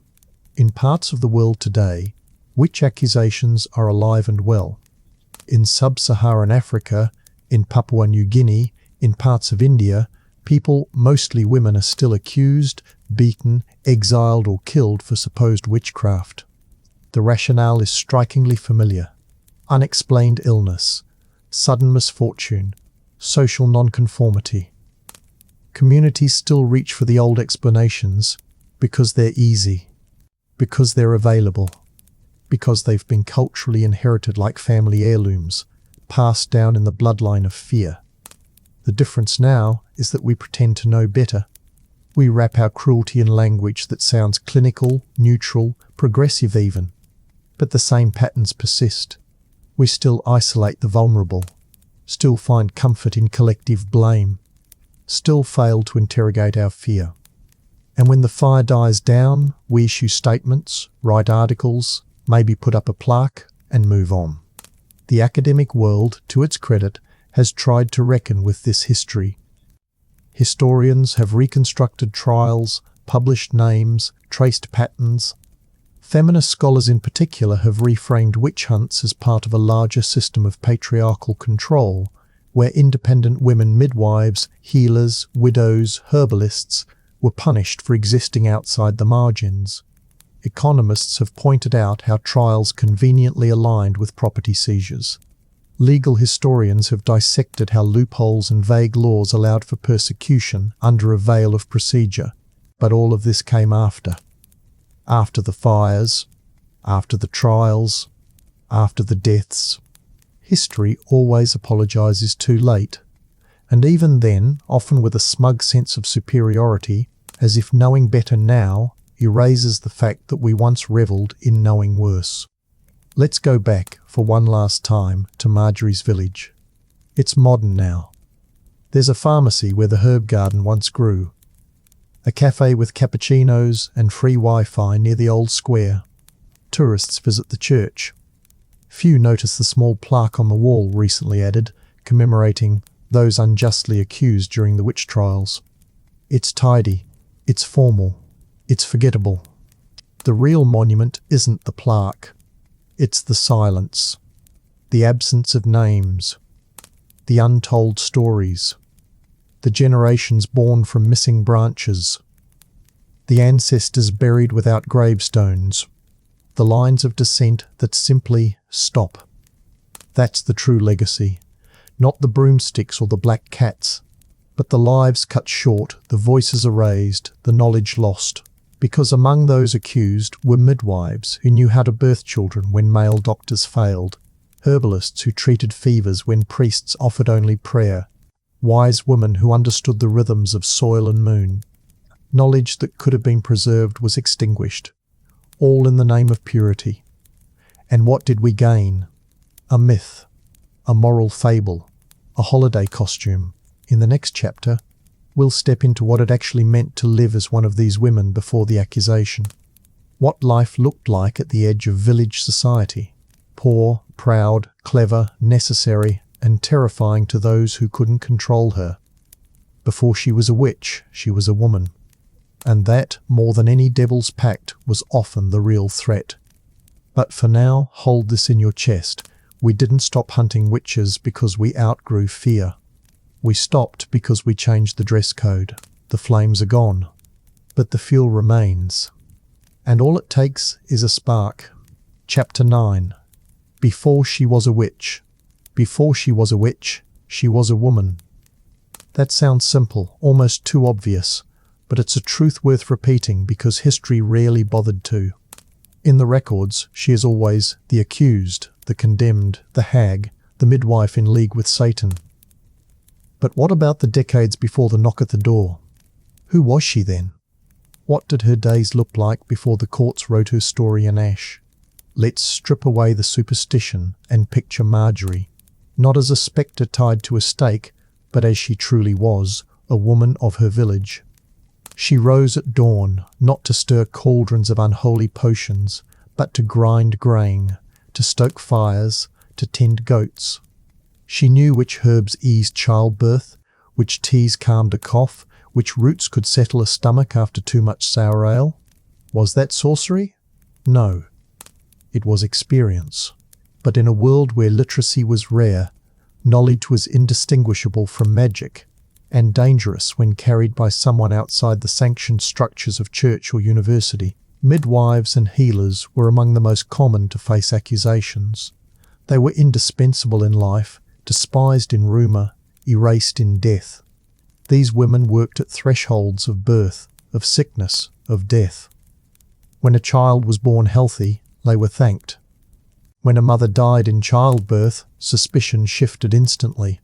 If you saved 10 lives and lost one, the tally sheet didn't lean in your favour. A priest could shrug and say, God's will. A midwife? She was accused of bargaining with demons. The hypocrisy wasn't subtle, it was carved into law. And then there were widows, vulnerable, inconvenient, and utterly expendable. A woman without a husband was a woman without protection. She was often poor, reliant on community goodwill, which meant every borrowed loaf of bread and every denied favour could later be twisted into evidence. If your cow died after refusing her request for milk, the conclusion was obvious. Never mind that cows die all the time. It's always easier to blame the widow than to blame chance. Herbalists and wise women were also frequent targets. They were the custodians of folk medicine, traditions passed down in whispers from mother to daughter. Some of it worked astonishingly well. Willow bark for pain, hello, aspirin, foxglove for heart conditions, fennel for digestion. But because these remedies lacked Latin names and clerical approval, they were branded dangerous, demonic even. When a male physician administered the same plants with a formal blessing, it was science. When a woman did it in her kitchen, it was witchcraft. Funny how medicine and magic were defined by gender and not by outcome. And let's not forget the outspoken ones. The sharp-tongued, the independent, the women who refused to bow their heads at every insult. Marjorie might have muttered a curse under her breath when cheated at market. She might have refused to sell her herbs to a man who underpaid her. She might have laughed a little too loudly at the wrong time. All of these things, normal, human, irritating, were added to the ledger of suspicion. And in a society obsessed with conformity, to stand out was to invite the torch. The darker truth is that the women branded witches were often the very backbone of their communities.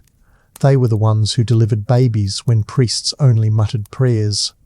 They were the ones who risked accusations by boiling poultices, by staying up through the night with the sick. They were the ones who knew where the food grew, how to preserve it, how to survive winter when lords and bishops feasted behind stone walls. These were not enemies of the people. They were their support beams. And yet, those beams were splintered and burned. Sarcasm is almost too easy here.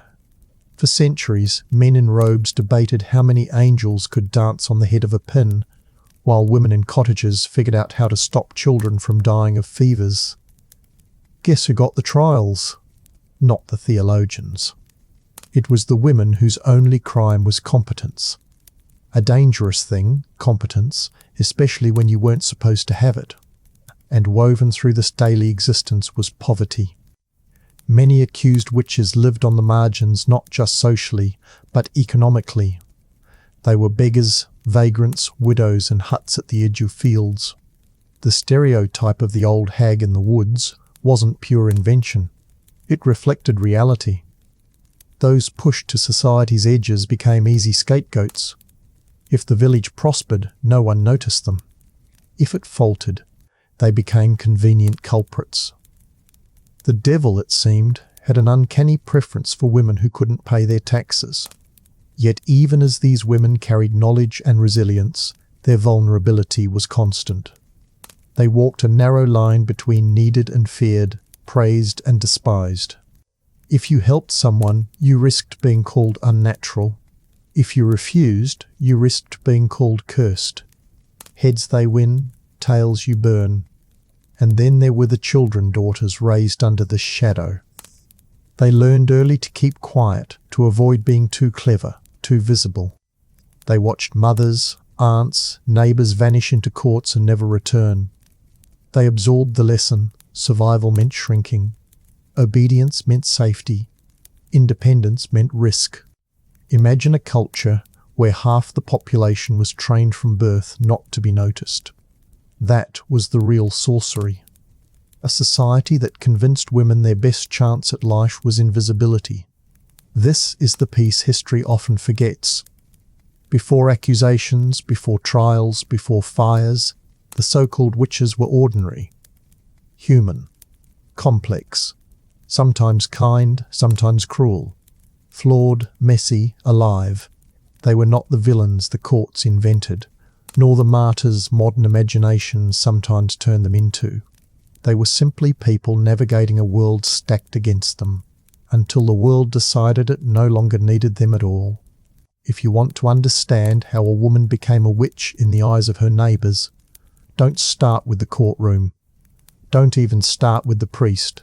Start in her kitchen, because that's where the transformation began, in the small acts of daily survival that, through the warped lens of superstition, became evidence of devilry. Picture Marjorie again. Her cottage is small, the roof patched with thatch, the door crooked from years of use. Inside, the hearth is the centre of everything. She bakes bread, stirs soups, dries herbs hanging from the rafters. There's a faint smell of sage and thyme, maybe something sharper: wormwood, nettle, fennel. Herbs that modern pharmacists would recognise, but her neighbours saw as suspicious. After all, she didn't just eat them, she prescribed them. A tea for fever, a poultice for wounds, a salve for childbirth. It worked often enough that people came back, and that was precisely the problem. Success bred fear. If Marjorie healed when priests failed, it wasn't because she knew the land. It was because she was whispered to by demons. Knowledge was a crime when it lived in the wrong body, especially a female one. And here's where the criticism lands sharp. The same society that relied on these women in crisis, when a baby wouldn't turn, when a fever wouldn't break, was the same society that destroyed them once the crisis passed. Gratitude expired quickly when the harvest failed or the next child died. Convenience one week, curse the next. Let's widen the frame. Across Europe, women's domestic knowledge was rebranded as witchcraft with astonishing consistency. Butter that refused to churn? Witchcraft. Bread that didn't rise? Witchcraft. A cow that stopped giving milk? Clearly bewitched. Never mind contaminated water, poor sanitation, or malnutrition. The devil apparently had nothing better to do than sabotage dairy products. And then there was childbirth. Midwives, who had for centuries guided women through the most dangerous hours of their lives, became prime suspects. If a mother died, or if the child was stillborn, the midwife was blamed. If both survived, well, that could be suspicious too. Maybe she had struck a bargain with the devil to save them. Either way, she was guilty. It was a system where outcomes didn't matter. Survival or death, it could always be twisted. But daily life wasn't only about food and medicine, it was also about ritual. Superstition saturated every corner of medieval existence. People crossed themselves when passing churches. They threw salt over shoulders. They avoided crossing paths with black cats. Yet when women carried out rituals of their own, tying herbs with red thread, whispering charms over water, lighting candles on moonless nights, it was different. Men's rituals were called blessings. Women's rituals were called curses. Funny how definitions bend depending on who's holding the dictionary. Death, too, was a dangerous domain. Women prepared bodies for burial, washed the dead, combed their hair, dressed them for eternity. It was intimate work, necessary work. But if the wrong person handled it, suspicions grew. A corpse that decayed oddly? Witchcraft. A body that seemed to bleed after death? Surely the devil's mark. Ordinary decomposition became evidence, because no one wanted to admit they didn't understand biology. Ignorance is easier to live with when you can hang it around someone else's neck. Even animals weren't safe. Women who kept cats, especially black ones, were watched closely. Cats were practical. They hunted vermin. They warmed laps. They kept cottages clean. But they also appeared in folklore as familiars. A woman with a cat became a woman with a demon at her side. Dogs, owls, even toads were treated the same. If Marjorie's dog howled at night, it wasn't just a dog, it was an omen. And neighbours nodded knowingly, as if a starving hound was proof of Satan's bureaucracy. Let's add some sarcasm, because it writes itself. Imagine believing the devil prince of darkness, lord of hell, corrupter of souls, spent his free time curdling milk and teaching cats how to meow suspiciously. The absurdity is staggering, but it worked because fear doesn't require logic. It requires only repetition, and repetition defined these accusations. Over time, the list of witch signs grew so bloated that it was impossible not to be suspicious. Did she sing while working? A spell. Did she mutter to herself? A curse. Did she smile too much? Temptress. Did she smile too little? Malice. Poverty was suspicious. Wealth was suspicious. Loneliness was suspicious. Popularity was suspicious. Existing was suspicious. So much of this was tied to gender. A man who brewed ale was a craftsman. A woman who brewed ale was watched for signs of sorcery. A man who treated wounds was a healer. A woman who treated wounds was courting the devil. The line wasn't drawn between natural and unnatural. It was drawn between male and female. And society defended that line with fire. But beneath the accusations was something deeper. Resentment. These women represented independence in a world that demanded obedience. A widow who owned her cottage was threatening because she answered to no husband. A healer who cured illness was threatening because she outperformed priests. A sharp-tongued woman was threatening because she refused silence. These weren't witches, they were people who made others uncomfortable. And discomfort, in the medieval world, was often fatal. Before the courts, before the firewood, before the rope, these women were simply surviving. They worked, they healed, they muttered, they prayed, they laughed, they cursed. They were human, and that humanity was exactly what was erased in the courtroom, replaced with caricature. The transformation from woman to witch was not a leap. It was a steady accumulation of suspicion, built from the most ordinary acts of life. In the next chapter, we'll reach the final reckoning. What it meant to live in the shadow of witch trials after the fires ended, how superstition persisted, and how modern society still echoes these patterns in quieter, subtler forms. Because while we like to imagine ourselves wiser now, history whispers otherwise. But for now, let this truth rest with you. Before she was a witch, she baked bread, delivered babies, cared for the sick, buried the dead, and dared to live without permission. And for that, she was destroyed.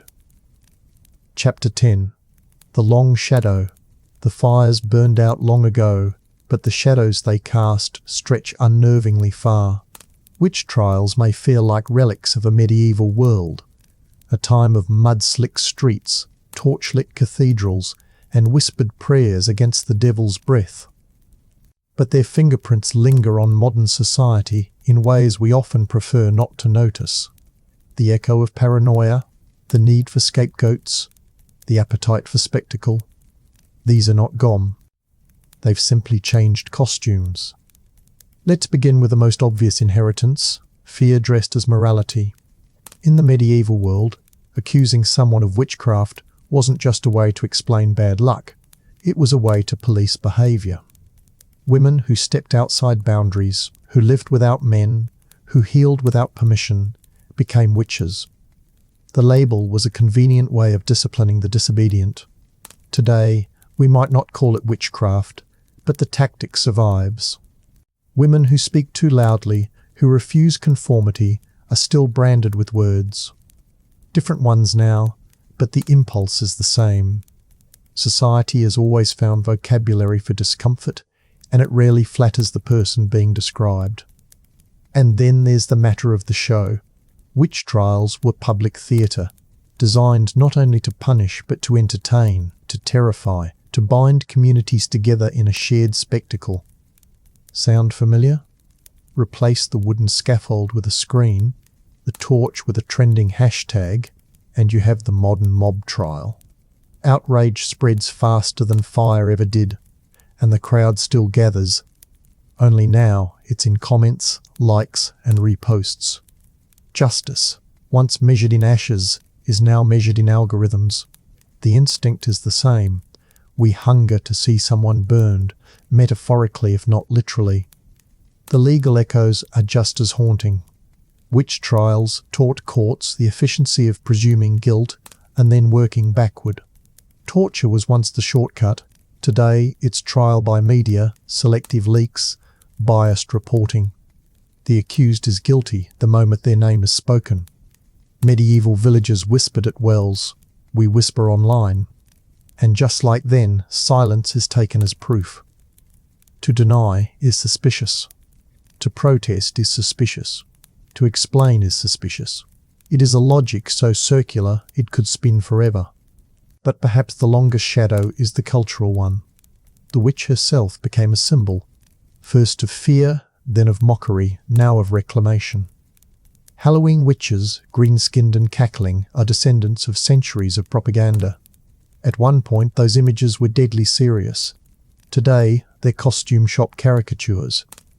A cruel irony, thousands died to preserve the myth, and now it's printed on candy wrappers. History has a sense of humour, though usually a bleak one.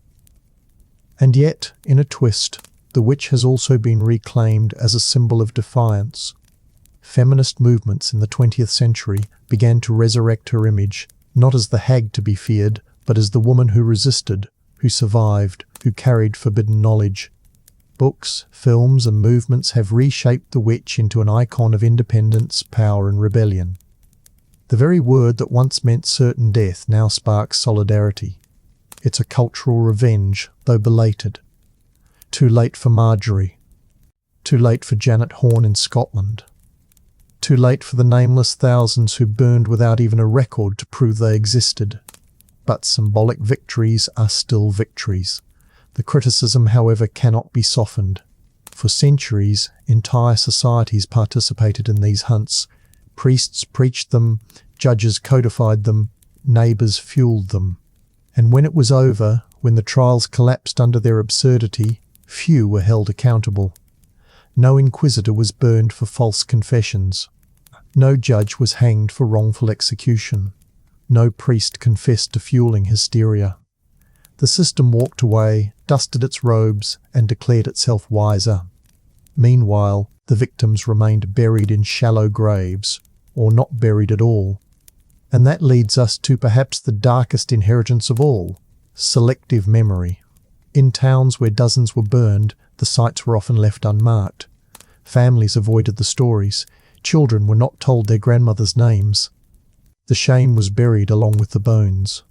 When apologies came hundreds of years later, they arrived sterilized, safe, bloodless. Regrettable, leaders say. A tragedy of the times. But tragedies don't burn children alive. Systems do. Institutions do. Communities do. And pretending it was a sad accident erases the complicity of generations. Still, the long shadow also includes our fascination. We return to witch trials in books, films, documentaries, late-night history podcasts. We dissect them endlessly. Not because we want to relive the horror, but because, deep down, we know it could happen again. The labels would change. The rituals would change. But the machinery, the fear, the suspicion, the need for spectacle, is still with us. Witch hunts didn't vanish. They adapted. So when you read of accusations today, political enemies branded as traitors, communities blaming outsiders for disease, women vilified for defying norms, you are seeing the shadow.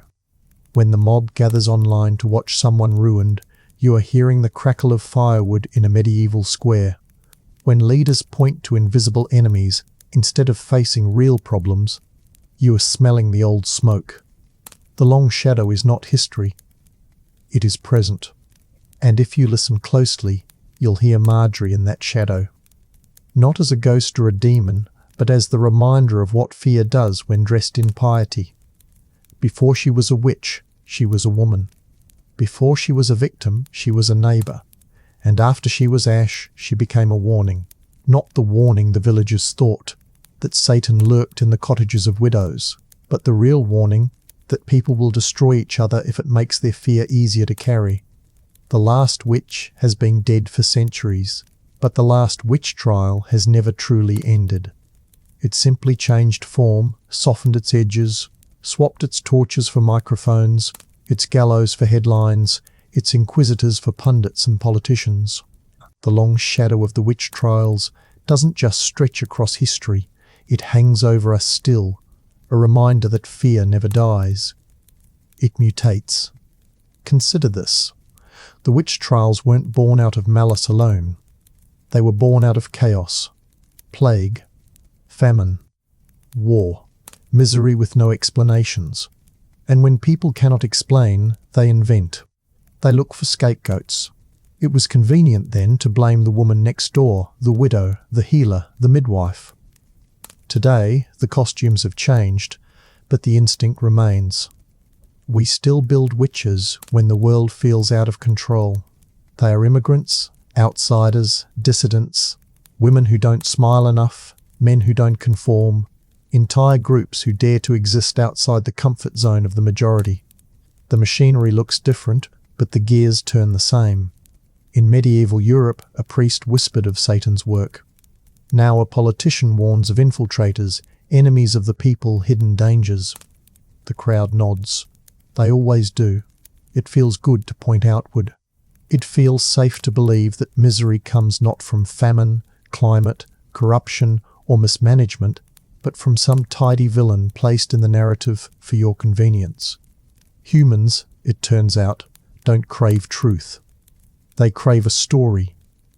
And witch hunts, past and present, are the darkest form of storytelling. The shadow lingers in our appetite for spectacle. The square is no longer paved with cobblestones. It's digital, global, instant. A medieval villager had to travel to see a witch burn. You need only open your phone. Outrage is broadcast in real time. Confessions wrung from trembling mouths under pressure. Reputations reduced to ash with the speed of a swipe. We congratulate ourselves for not lighting fires, but the cruelty has simply been made more efficient. At least medieval villagers had to chop wood. We only have to type. And what of the survivors? Back then, those acquitted, or simply never caught, lived in silence, scarred by suspicion. Now, the accused who are cleared rarely recover. The shadow of accusation lingers forever, because innocence, once doubted, never shines as brightly again. The echo of witch remains, whether whispered or tweeted. The shadow also lingers in gender. The witch trials were not just about devils. They were about control. Control over women's bodies, their voices, their roles in society. Today, the language is updated, but the suspicion remains. Independent women are still called unnatural. Outspoken women are still vilified. Women who succeed outside sanctioned boundaries are still accused of ambition, of arrogance, of stepping out of their place. No, they're not hauled to the stake, but the mechanisms of control still exist, wrapped in subtler robes. Patriarchy, like superstition, is nothing if not adaptable. There's also the shadow of silence. Remember how entire villages participated in witch trials, yet centuries later their descendants pretended it never happened. That instinct hasn't vanished either. Communities prefer to forget their complicity. We prefer to see ourselves as enlightened, modern, incapable of such madness. Yet each time a group is scapegoated, each time fear overrules reason, each time the crowd gathers to watch someone burn metaphorically, we repeat the pattern. We may not call it witchcraft anymore, but the logic is unchanged. Sarcasm, at this point, is hard to resist. We like to think we've evolved, that we're immune to such absurdities. After all, we have science, medicine, democracy. Surely we'd never accuse someone of cursing crops or spoiling butter. But look closely. We still blame outsiders for economic decline. We still chase conspiracy theories about hidden enemies. We still believe complex problems have simple villains. Butter has been replaced with jobs, cows with markets, storms with pandemics. The devil now wears whatever mask frightens us most. The superstition is alive. Only the metaphors are modern. And yet, amid this cynicism, there is a glimmer. Because unlike the medieval villagers, we at least have the record. We have the names, the trials, the absurd testimonies preserved. We can read them. We can study them. We can see the madness clearly. And that clarity is, perhaps, the one defense we have.